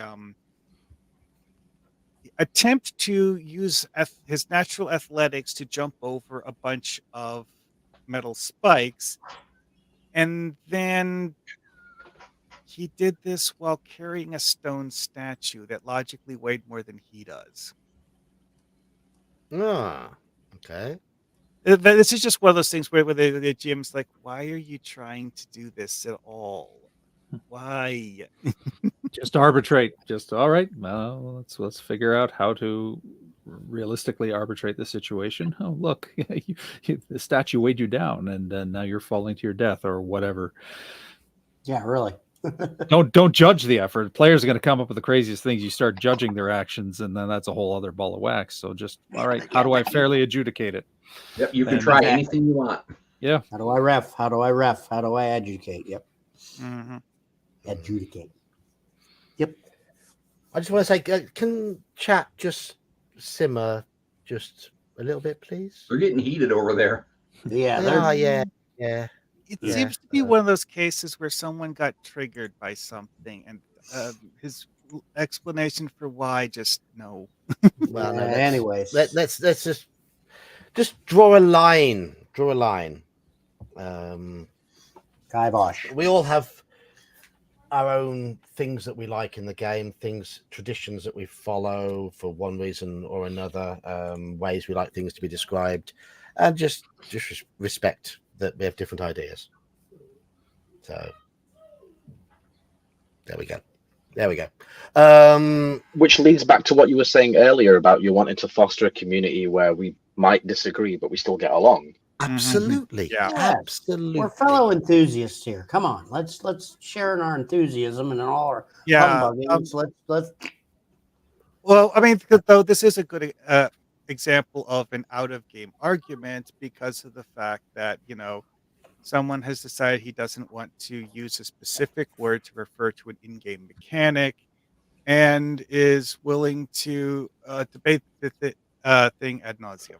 But this is the sort of thing, I mean, in a game term, you wouldn't do at the table. And it's like, you got to stop that. It's like, all right, we, don't have this discussion, don't have this argument at the table. That's the kind of thing that'll derail a game. And chat is the wrong place to have this sort of discussion because you're often restricted in what you say. You don't explain yourself particularly well. There's no tonality either. Yeah, exactly. And that kind of also can intertie with the vetting. Hey, look, we're not going to get along. Okay, well, one of us or both of us has got to go. So, I mean, happy to have this sort of discussion in Discord. I mean, that's the sort of place to have this sort of discussion. Yeah, a little more private. Yeah, Sometimes you'll even make a separate channel just for them to go back and forth in, like Omen Owl and a. Yeah. No, don't worry, Manfred. Don't worry, Manfred. I mean, we're all allowed to have different opinions. No, Manfred. No, by all means. I'm with John. Stay, relax. It's all good. We're just trying to say. He's trying to say, easy. That's all. We're just putting it back on topic. Yep. Easy. Yeah. That's all. Now, I have had to call like a timeout DMing a game. It's like, look, whatever it is that's going on, it's not part of what we are doing. Yes. And it wasn't necessarily an argument. It was somebody that got way distracted by their cell phone and was showing the other person, hey, check this out. Look at this music video, blah, blah, blah. It's like, that's great, but this isn't the time for it. Yep, exactly. So, I mean, there's a really good scene in the movie Stand By Me where they're going out to see the teens are going out to see the dead body. And two of them are saying, well, we don't want to go. This might have happened. This might have happened. And Kiefer Sutherland says, okay, you both expressed your opinion very well, very, thought it out very succinctly. Now let me state my opinion. Get in the fucking car. Yep. Sometimes as the DM, you got to say, get in the damn game. Absolutely. Absolutely. I can definitely see that. Yeah. Now we did have one player that was he was a friend of a friend, and he was just he always played something that didn't fit with the rest of the party. And we just quit inviting him to come. I mean, we didn't tell him to leave or anything, but when that particular campaign wound up, we didn't invite him back to the next one, and that was it. Yeah. I had a player who, and it was nothing he did in game was funny because he would show up and play or would show up, move to the couch and promptly fall asleep. Like he wasn't engaging with the game. And there was one time it's like, yo, asshole, get to the table and roll some dice. He's like, do I have to? It's like, yes, you fucking have to. And I just like either that or pay rent. Yeah.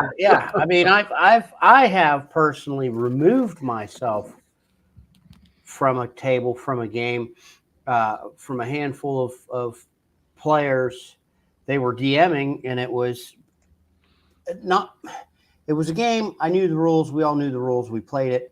I was burnt out on it. I says, look, I can show up and hang out and like interrupt, or how about out of respect, you guys have fun. I'm gonna, instead of being the guy that shows up and sleeps on the couch and cracks jokes and farts every now and again, like so I've done that myself just out of courtesy. Yeah. And if they're your friends, hey, well, next weekend when you're, going fishing, I'll go with you. We'll have a good time, but I don't, the game setting isn't the thing for me in this group. Exactly. For the time. Now, if we do other rules, or you want me to run something different, or you guys run something different, please, think of me, give me a call, whatever. And, my friend that was in the chat earlier, Space Ranger, he does a Roll20 or did a Roll20 DCC game. And I just didn't care for the game. And I told him, hey, I think you're doing a great job. You've learned the new technology quickly and have made it so that it's very interactive, but this is too cartoonish. It's not the type of gameplay I like. So if you come back to something different, let me know. Conan or Call of Cthulhu, I'm in, but I don't want to do the DCC. It's just, there are other things I could be doing with that couple hours. Yep. And again, it's all about being respectful. Absolutely. Respectful and honest. Yeah, you're still and honest. Yeah. There's not much better ways for me to spend my Tuesday evenings than with Call of Cthulhu with the guys. Mm. Yeah, and I like the fact that you guys look forward to the session. It's been a lot of fun. It's bringing in people from different backgrounds, different parts of the world together to play a game. One of our newer members of the community, Snufflegrunt, is also interested, and he listened into the session as well, which is always really nice to see. Yeah. Because I remember last year I was in that position. Yeah. People are always, You guys have always done welcome. you guys have done nothing but make me feel welcome and part of the community. Like I've always been here, and I'm eternally grateful for that. That's because you're new. Once you're really baked into the group, then the abuse begins. Yeah, Yep. then yeah. No. Me and John abuse each other all the time. I don't know what you're on about. Then the cat of nine tails really comes out. You mother son of a high oughta. Everybody knows the first one's free. Yeah. Once we get our claws in you, oh boy. Now, we again, it was almost all guys we played with. We did have physical punishment at the table. If you knocked over a miniature, there was a price to be paid. We had this great big pink eraser about the size of a cell phone, and we wrote on it "Eraser of God, Boppy." And if you knocked over miniatures, the DM threw that thing across the table and hit you with it. Yeah. I have what I call the dice of shame. Sometimes you might see it when I'm in the basement at home, and I'm set up, and you might see the bag of shame with the dice of shame. It's a crocheted bag that looks like a male's satchel, and the dice inside are clear with different colored male members. And if you forget your dice, you use the dice of shame.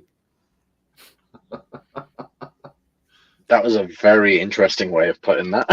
Sounds like a trying dick to be move. polite, it's You've shown us. crocheted nutsack with a bag of dicks. I mean but yeah. You've shown us that bag on stream before. Yes, it's the bag of shame. They're the dice of shame. Don't you forget your dice, because sometimes players be like, "Oh man, I forgot my dice," and it's like, roll really? a bag of dicks. Yep. Oh, really? Well, here's As a your player, dice. as a player, there's nothing scarier than when the DM says, "Okay, the magic user cast a fireball at you. I need to borrow some more six-siders." Was it the drinking stream when you got your dick bag out? I think it might have been. Yeah. I think it might have been. Yeah. I'll get The one last year, you mean? Sooner rather than later, Yeah, we'll do another yeah. drinking quest. Yes. It was hilarious. It was funny because after I bought that, the players, they actually just started leaving their dice. They're like, "Nope, I'm never forgetting. They're always here. Nope." Yeah. Now as soon as you bought that, your name's on a list, but that the FBI runs somewhere. That's okay. Believe me, And there we have another secret to camaraderie at the table: humor. Mm-hmm. Oh yeah, definitely. And that's exactly. Being able to laugh at each other, being able to laugh at yourself, being able to crack jokes, having a similar sense of humor, and yeah, I think that it is a key ingredient. Like last night, I think Snufflegun was surprised at how much we were laughing during a game of Call of Cthulhu. I think that did surprise him. Yeah. So not to obviously go in too much into detail, but he was like, "Guys, I thought you were supposed to be playing Call of Cthulhu, and I thought I was supposed to be listening in." It's like, "Oh, we are. We just chat shit as well." Yeah, of course, yeah. It's a bit of fun. It's not all serious all of the time. There are serious moments, but it's about trying to balance it out and just having an enjoyable time. Yeah, I think he was probably surprised at how not loose, but you know what I mean, like easygoing it was. Yeah. Because there are I've those never played a people game that didn't have cockwangle one-liners and who have movie to take quotes. things seriously. Yeah. Movie code, one-liners. Down to the table too. Like some tables will want to. Okay, let's keep the tone. Let's keep the chatter to a minimum, and but that ties in with camaraderie. Yes. Yeah, and also that, like you're saying, Sean, that depends. If you've got a small time window, like let's zip it, let's just focus. Yeah, let's focus. Like if you, I miss the days of where we were together for 8, 9, 10 hours all day. We had a food break. So you could blab a little more here and there. You could get a little off topic, a little more here and there. But nowadays it seems it's more like, a convention game, a con game. Show up, shut up, crack a quick joke, and let's keep going, which isn't a bad thing. It just... I ultimately prefer it as I get older. I don't have the stamina for the 10-hour games anymore. I wish I did. Yeah, Yeah. a 3 to 4 hour game is the sweet spot where everybody's focused, and we Yep. just let it play out. Yep. I agree. I agree. I mean, I do miss those. And again, the days where it was a day. I was always a day tripper. I wasn't staying up late. Like, for me, an ideal session, if it was a day session, we're getting together at 9, 10 o'clock in the morning, and we're playing till 5 or 6 at night. And we can still go home. If we had a little bit of a nightlife, you could do that. If not, eat dinner, go to bed. It didn't, but that's me. But you weren't in character the whole day. You'd be laughing and joking and chatting and just sort of hanging out. Yes, that 8-hour session, we got 5 hours of actual play. Yeah, we would do 48 hours straight. I mean, Friday, as soon as school was over, we'd go over to Dennis's house. When I was a kid, yes. Yeah. But the amount of time that was actually gaming as opposed to the amount of time that was, putting together peanut butter and jelly sandwiches because there's nothing else we can find or afford to eat. Yeah. No, when we were kids. Yeah, when we were kids, for sure, there were marathon games. But, when I say I miss the days, in my 30s, an 8-hour once every 2 weeks or something. But on a Saturday when you literally have nothing better to do Sunday than sleep in, sure, might as well play all day. Yeah. In my 30s, we'd play once a month, and we'd usually do like a 8-hour session. But then one time a year, we'd do an overnighter. Yeah. Where we'd either bring tents. At my place, we got acres and acres and acres, so we'd bring tents and camp out and play with lantern light around the campfire and whatever. But even that was 25 years ago. Yeah, nowadays, no, like Sean says, our batteries we need recharging more often than not. Especially as the DM, I find after I DM a game, I'm drained because you're thinking of so much stuff. Your mind is always going, and players there. You have 4 players talking all at once. They're trying to get their point across. And did you hear me say that? No, I fucking didn't. No, I was taking notes on what one person was saying. Exactly. So have you ever played with a caller where they decide everything among themselves and one person tells you what they're doing? We've tried it, but it's generally not necessary. I've thought about that at times, but we've never done it. I think if I were to run a 10 to 12 player game, I'd probably enforce that. But my usual groups where I know everybody, it's not a big deal. I just like, hold your thought until I can focus, and then I'll get to you. Right now, I think it is now time for the 11 minutes left of the stream, so I think it is time for the ramble section. Yes, we've talked about the camaraderie of the group within the game and around the table, and the key is communication and fun. It is as simple as that. It is. It's not rocket science. Be a fucking adult. Isn't. Be an adult. Yeah. Yes. Yeah. No opinions are opinions. Sticks and stones, and may break my bones. Words can never hurt me. Come on. Come on. I know when role playing. There is a boundary between role playing and being yourself, and understand that role playing conflict doesn't have to spill out into personal conflict. No, it shouldn't do. It shouldn't ever. As long as it's organic conflict within the game, yeah. Don't get so attached to your character that you think of it as an extension of yourself. That's what often happens. Absolutely. People take personally what happens to their characters if it happened to them. Absolutely. It's an avatar of themselves in the world. We all know what happens when Blackleaf dies. Yeah, I was never aware of those at the time, but I've become aware of that since. And yes,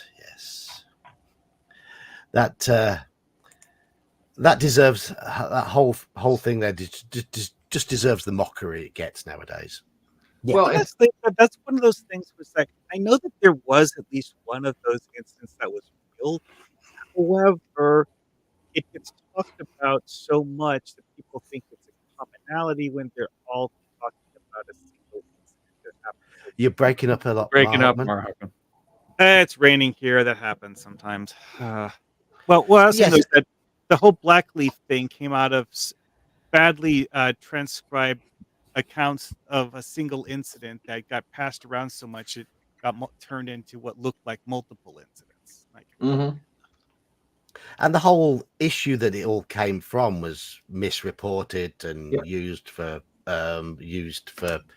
propaganda points and things like that. And yeah, it was all nonsense. I hope Janet didn't take it too seriously, but she was saying something about how she'd like to run a game but didn't know how. I said, well, you just have to watch Mazes and Monsters. That's the perfect tutorial. And she says, is that a movie? I said, yeah. But it's a horrible movie. Don't do it. But maybe they can do that one in their next movie review. Yeah. A guy, a girl in a movie. Yeah. Yes, Straw Piglet. There was something called there were chick tracts or something, and it was a satanic panic propaganda thing, and it was nonsense. And it was one of the characters in that. Somebody made a series of short episodes of Darker Dungeons, and it's on YouTube. It's like 3 or 4 sessions, and they go through that whole what's in that chick tract plus add more, and the dialogue in it. Everything that was in that they say, but they've added more to it, and it's hilarious. Oh wow! I think I've seen that. It is really good. They're taking the piss. Yeah. Oh, they're taking the piss, aren't they? Absolutely, yes. I have seen that. Yes, it's very, very well done. Yeah, they had good effects for being a little, whatever it was. Yes. One thing that I've noticed time and time again is that low budget movies often have really, really good effects. They don't, spend millions on them, but it works. Doing something well, whether it comes across well, it has to do with whether the effect fits what the plot asks it to do, rather than whether the effect in and of itself is something technically impressive. Yeah, I mean, I'm no expert on films or anything like that. I don't watch very many. I watch more YouTube than anything now, mainly as a source of amusement and bemusement a lot of the time. Yes. I do admit to hate watching a few things and just shake my head and think, oh God, do people really believe all this nonsense? But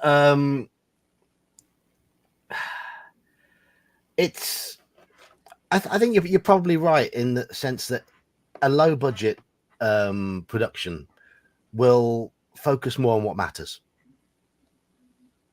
because they haven't got the budget to not. Yeah, that's actually one thing I've noticed with some of the high budget stuff is they'll do weird, silly things like throwing in this giant holographics display when you just didn't need to have that in the picture in the first place. Yeah. I want to hear a story. I don't want to ride on a roller coaster at the movie theater. That's just my viewpoint on it. For the most part, yeah. Sometimes I do want the roller coaster ride, but that's what I came there for. But for the most part, I want to see a film. But yeah, you want to be entertained.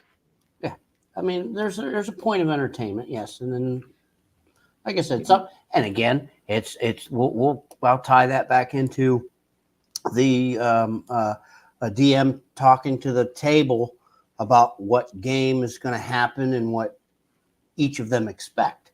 Do you all expect a Dungeon Crawl Classics roller coaster kind of willy-nilly, or are we going to do a more gritty noir, or are we going to do a down to earth, or are we so that there, that ties into that. Coco, if you know the adventure, my first character died to Travis in B3, Palace of the Silver Princess. It's not a long way into the adventure. We'd probably about an hour or two. Probably about an hour or two. Well, that was my little dwarf got bashed. In games where you've got a long character generation process, have them all ready to go. Don't just wait till you die to make the next one. Just have a stable of characters. Yeah. Is that advisable for me, John? Yes. At any game, at Palladium Fantasy, make a couple of them. For real. Make a couple of them because you're ready to go. I could have lost my character in an hour. I genuinely could have lost him in an hour. Well, Yeah. with Hyperborea, they actually have this tool someone made for us improving the speed at which you can create characters. Even. Yeah, like just and not only that though, I used to, especially when I first got into this, I'm sure we're all guilty, used to really enjoy just creating characters for fun and figuring out the rules. You know, we remember, you know, ye old Halakar mages. We remember the time before, as in there was no internet. You did it your damn self. You didn't have any YouTube. You didn't have any Google. You didn't. So it was really fun for me, and I'm confident for the other three fellas, really fun to make up different characters, whether we were going to use them, play them, or not. I had a half orc fighter named Ogre, named after the guy from Revenge of the Nerds, just because I had never never made a half orc before, never played him. Yep. First level fighter, sat in my big old thick book full of characters. And you may never have played a half orc ever in your life, but you still did it just because it was fun. Of course, you made that epic character with unbelievable stats that you never get to play because nobody believed you rolled it honestly. Yeah, that's true. You got the 318s that were in the the trifecta of the stats, and they're like, right. That is actually one of the things that speedy character generator thing bypasses, because it gives you pre-generated stats to choose from. So you just roll a d20 and it gives you one of 20 different stat blocks. Yep. Where's the fun in that? I know. Where's the but it always gives you a stat block that is good for your character class, because it chooses your stat block after you have decided which character class you're going to. See, I don't like choosing a class first. I like to roll the stats and then see what I can be. Yeah. That's part of the fun too, as just doing it yourself, making up different characters. You can say, all right, I'm going to, you can play around with the different concepts. So perhaps the ultimate extreme for things creation taking a long time, and the game itself not always being played or being over far too quickly, is that. Yeah. Have you ever sat down and tried to make a Car Wars car without a calculator? Good luck. Being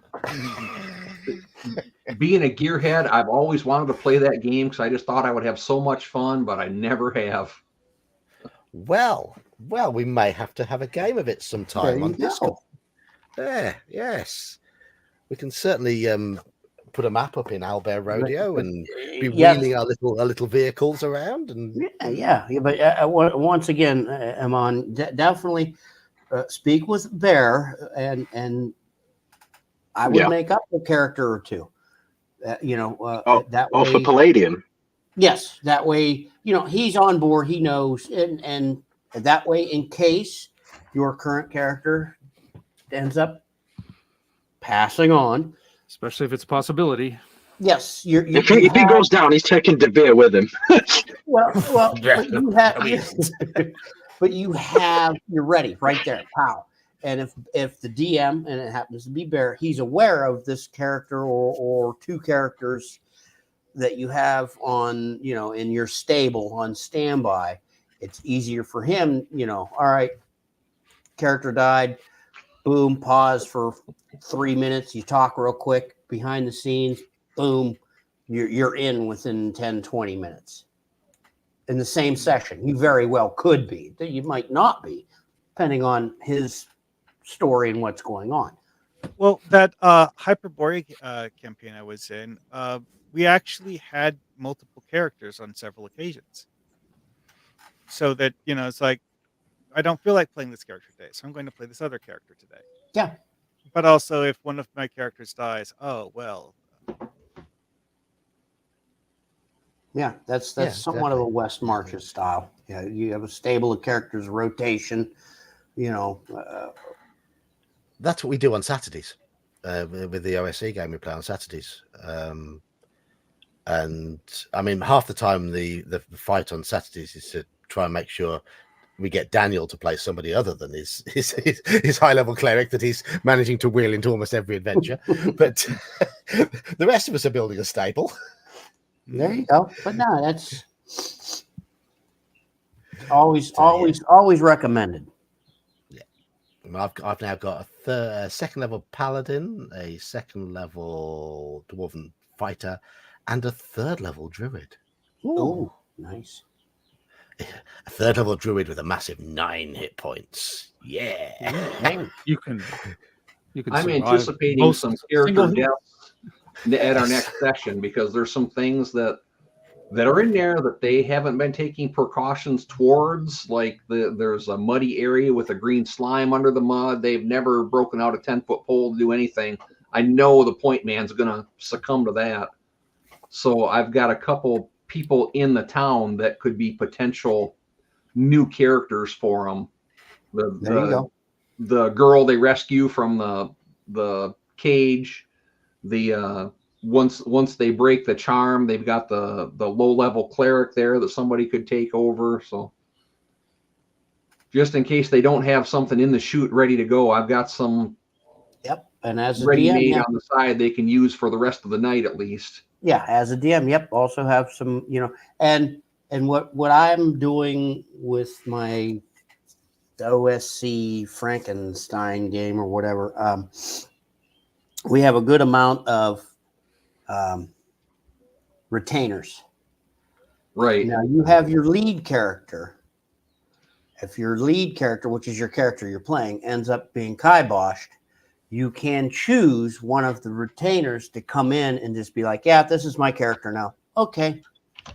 Now I've put in a house rule of if in that group of retainers, a player really likes, the retainer X, they can kind of take them under their wing as a protege, and they can actually donate some of their XP to that retainer up to 40%. So that retainer actually, so if the lead character dies, that retainer is actually a little higher than the other retainers. And obviously they put a bit of investment into the and that retainer is going to take the place of. So I mean, there's always a stable of characters. Always. Especially in a game that's lethal. That's I quite like that because I've always seen XP as being a bit of it's much of this. It's the currency of a D&D table almost. It's the reward for the session as well as it's a little. It's the sense of advancement you get from it. But yeah, I like the idea of being able to help retainers along their way in that way and have a character support a retainer in that way because they're sharing experiences. Yeah, they're training each and the retainer, and it doesn't matter because the lead character of a player could be a fighter, and for some reason he really likes the idea of this mage retainer. Well, the XP he's transferring to this mage, it's in relation to adventuring. It's not necessarily about spell casting.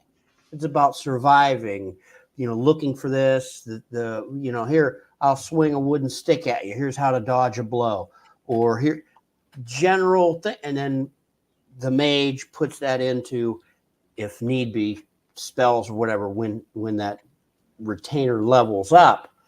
But the majority of it is for just the general experience, general knowledge, the survivability. And usually so far in this game, I think maybe a retainer has gained a level before a character's died and they become the lead character. So it's not like I've given 4 levels of experience in training knowledge to a retainer. Now it's the lethality's up there, but we're having fun. It's a blast. I mean, you could potentially, if your main character dies, use the retainer for something. Yeah, of course. Well, we have hit pumpkin hour, and I'm sure everybody who's familiar with my streams knows What that means, it means Night-night. it is time for me to go nine-eyes, as I have a full work day tomorrow. We were hoping to have a game of Mafia in the Discord tomorrow night, but I don't think we've got enough players free to play. It could just be that it's a Thursday night. I don't know. I know Midu was hoping to bring some of his friends in, but that hasn't materialized, unfortunately. So, hey ho, that's the way it goes. So it looks like we've got nothing on in the Discord tomorrow. But if anyone does decide that, game of Mafia would be good, get in touch with me too, because he's got a game lined up, but it does require 9 players plus him. So we got to 5, I think. Or if you're not in contact with Midu, feel free to get in touch with me and I'll let him know. Yeah. Because I don't know if you didn't see the Mafia game we played on Friday, we had a lot of fun. It was really, really good fun. And everyone played it in the right spirit, which is what's important about that sort of game. It was something different. I'll be streaming again on Friday night. We're going to be going back to reading what's left of book 2 in the Lone Wolf series, Fire on the Water. So you're welcome to join us then. And those of you who've got channels, please shill them now. I believe there's 4 of you here who've got channels. I'm just going to say we've had Bear on earlier. Bear has a channel. We had Daniel on earlier. Daniel doesn't have a channel. He just goes to sleep on my channel. Did we had anybody else pop in tonight? We haven't, have we? That's No, it. Isn't it? It's Bear and Daniel. There's some people in chat with channels. Oh yes, of course. Yes, we'll come to them in a bit. So, Halakart, sorry, you don't have a channel. You don't get to shill. Nope, just everybody like and subscribe to Geek, and if you can, support the Kickstarter for the World Builders Archive. Oh, well, that's nothing to do with me, by the way. The World Builders Archive Kickstarter has nothing to do with me. And I haven't backed it because I can't afford it. It's too much. I think the cheapest one is like $50 for one hardcover, for your choice of whichever one of the 10 hardcover books you want. I wouldn't want one. I wouldn't want right, one. Right. I wouldn't want one. I'd want all of it, and I can't afford all of it. Yeah. This is one of those things where it's proud like moment. buying one volume of an encyclopedia. Yeah. I got to put out my I'm proud moment for the week. I was just playing around on Facebook Marketplace, and I found somebody that had D&D books for sale. So I got Dungeon Master's Guide, Monster Manual, Fiend Folio, Wilderness Survival Guide, and Dungeoneer's Survival Guide, all of them for $50 total. Nice. Oh, sweet. So if I need to know how to survive, you're the guy to come to. So now I've got backups for a lot of my stuff. Good for you. For pennies by today's standards. Yeah. That's classic. Sean, That's then. 80s prices. Yeah, Sean. that's cheaper than what they were new. Yeah, Mage's Get Musings. It's my show. I host with a puppet, and I'm a little behind on some videos, but they are coming, I promise. Starting with my belated 2-year channelversary video that I've been putting off for a month. I was originally going to put it out before our Drinking Quest game to advertise the Drinking Quest game, but that never happened. Night Below campaign recaps coming up, OSE recaps. The game's not still on hiatus, but they'll be coming back. Plus, I've got, hopefully, I want to get to a 14-part series on first edition combat. I've been thinking about it for a while now. It's just a matter of sitting down and writing it and laying it out and figuring out what the visuals will be. But I want to go over first ed combat in all of its fun nuances. Yeah. Do it. Squirrel Hermit. I've got a channel. I just do. Sometimes I paint and do some miniatures, train. Sometimes I talk about different games. I got some silly shorts. I got the latest. I got a handful of kind of a shorts video recap-ish of some Gary Con games that I was in. Yeah, stop by, like, subscribe, have a look-see or not. Fair enough. Mark Hawkman. I do a lot of videos related to stuff with Star Trek. over the last few months, I've been doing things talking about the various plot elements from assorted Star Trek episodes. Well, I'm actually currently going in order through the Next Generation, but when I get done with the Next Generation, something else. Are you Anyway, gonna though, do Enterprise? I'll get to that eventually, I'm sure. Eventually. I think I'm one of the few people that really like that one.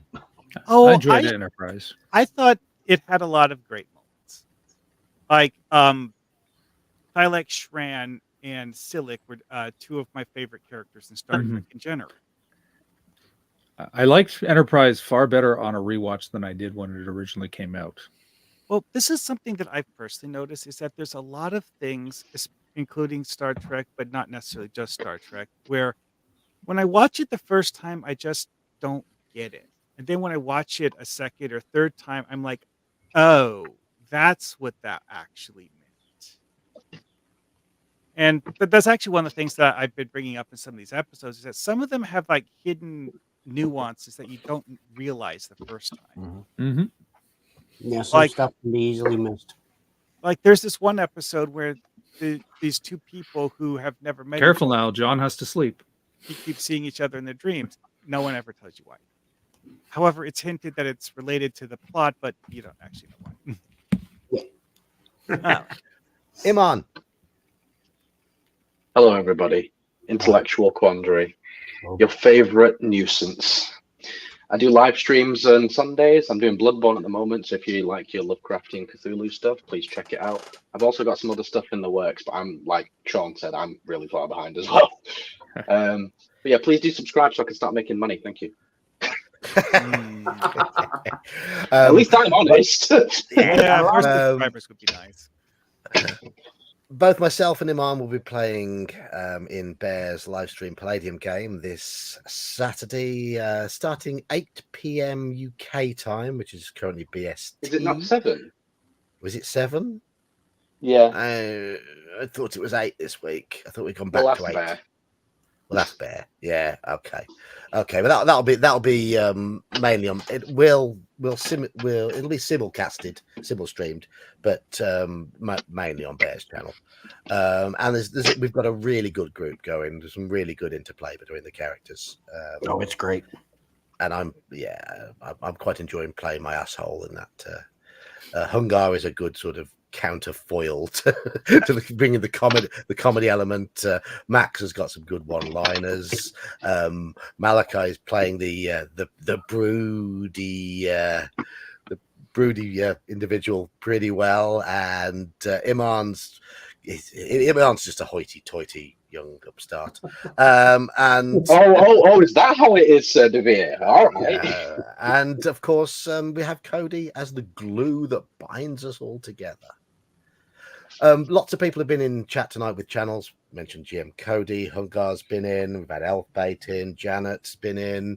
I'm not sure who's in at the moment who has a channel, but if you are in chat and you have a channel, feel free to shill. Richard was in earlier. I'm scrolling back, and it's probably have to go a long way back for some of these, but yeah, check out. Hungar's been in. He's got a channel. I've mentioned. Yeah, you said Hungar. I mentioned Hungar. Dungeon Minister. Dungeon Minister. Dungeon Minister. Dungeon Minister. Yes. If I forget you, I'm sorry. I'm just getting old. I'm 52 years old now. And I know I don't look it. The beard is meant to make me look older, more sage-like, but it doesn't seem to succeed. Well, you need a gray beard to look sage-like. The thing is, it looks like I've got grey hairs in it, but it's actually just the way the light is shining over there. I'd like a little streak of grey in there, but it's just Like a little Dodge Viper stripe. I've got a light there which just reflects off the blonder ones and makes them look white. And I haven't got any grey in it. It's unfortunate. I'd like some grey. Nothing but grey now. Don't worry, just give it some time, John. Yeah. I in 6 months' time, I'll probably be grey, and I'll be like ruining that. And I want my hair colour back. You'll be grey after you met me. You'll be like, "Fucking hell, this guy." Yeah. Some people just get gray hair relatively young, and some don't. Well, my hair's just gone, so there we are. I had the silver fox thing coming in my mid 30s, so it was still brown with the temple. Had the Nick Fury thing going. Classic Oh, Nick Fury, nice, yeah. nice. Yeah. Yeah. Yeah, same. I started getting gray hairs late 30s. I know this one person who claimed that she started to have her hair turn gray when she was like 16. It's possible. I've seen it. And when I met her, she was in her 30s and had a full head of gray hair. Like It proper happens. silver gray hair, too. Yeah, I'm Oh, sure my I've met somebody- sister-in-law, she's 43 and her hair is fully grey. I'm sure I've met somebody in their 20s who was completely grey. Yeah, so yeah, that does work. At university, yeah, there's certainly people early 20s who had grey appearing. It happens. It happens. But thank you You all for apparently do. joining tonight. As always, it's been a very constructive stream, enjoyable chat. I hope you've all enjoyed it, and I will see you on the next one. So, Yep. Love you guys. Bye. good night, Good night, everyone. Good night, people. Good night, everyone. Thank you.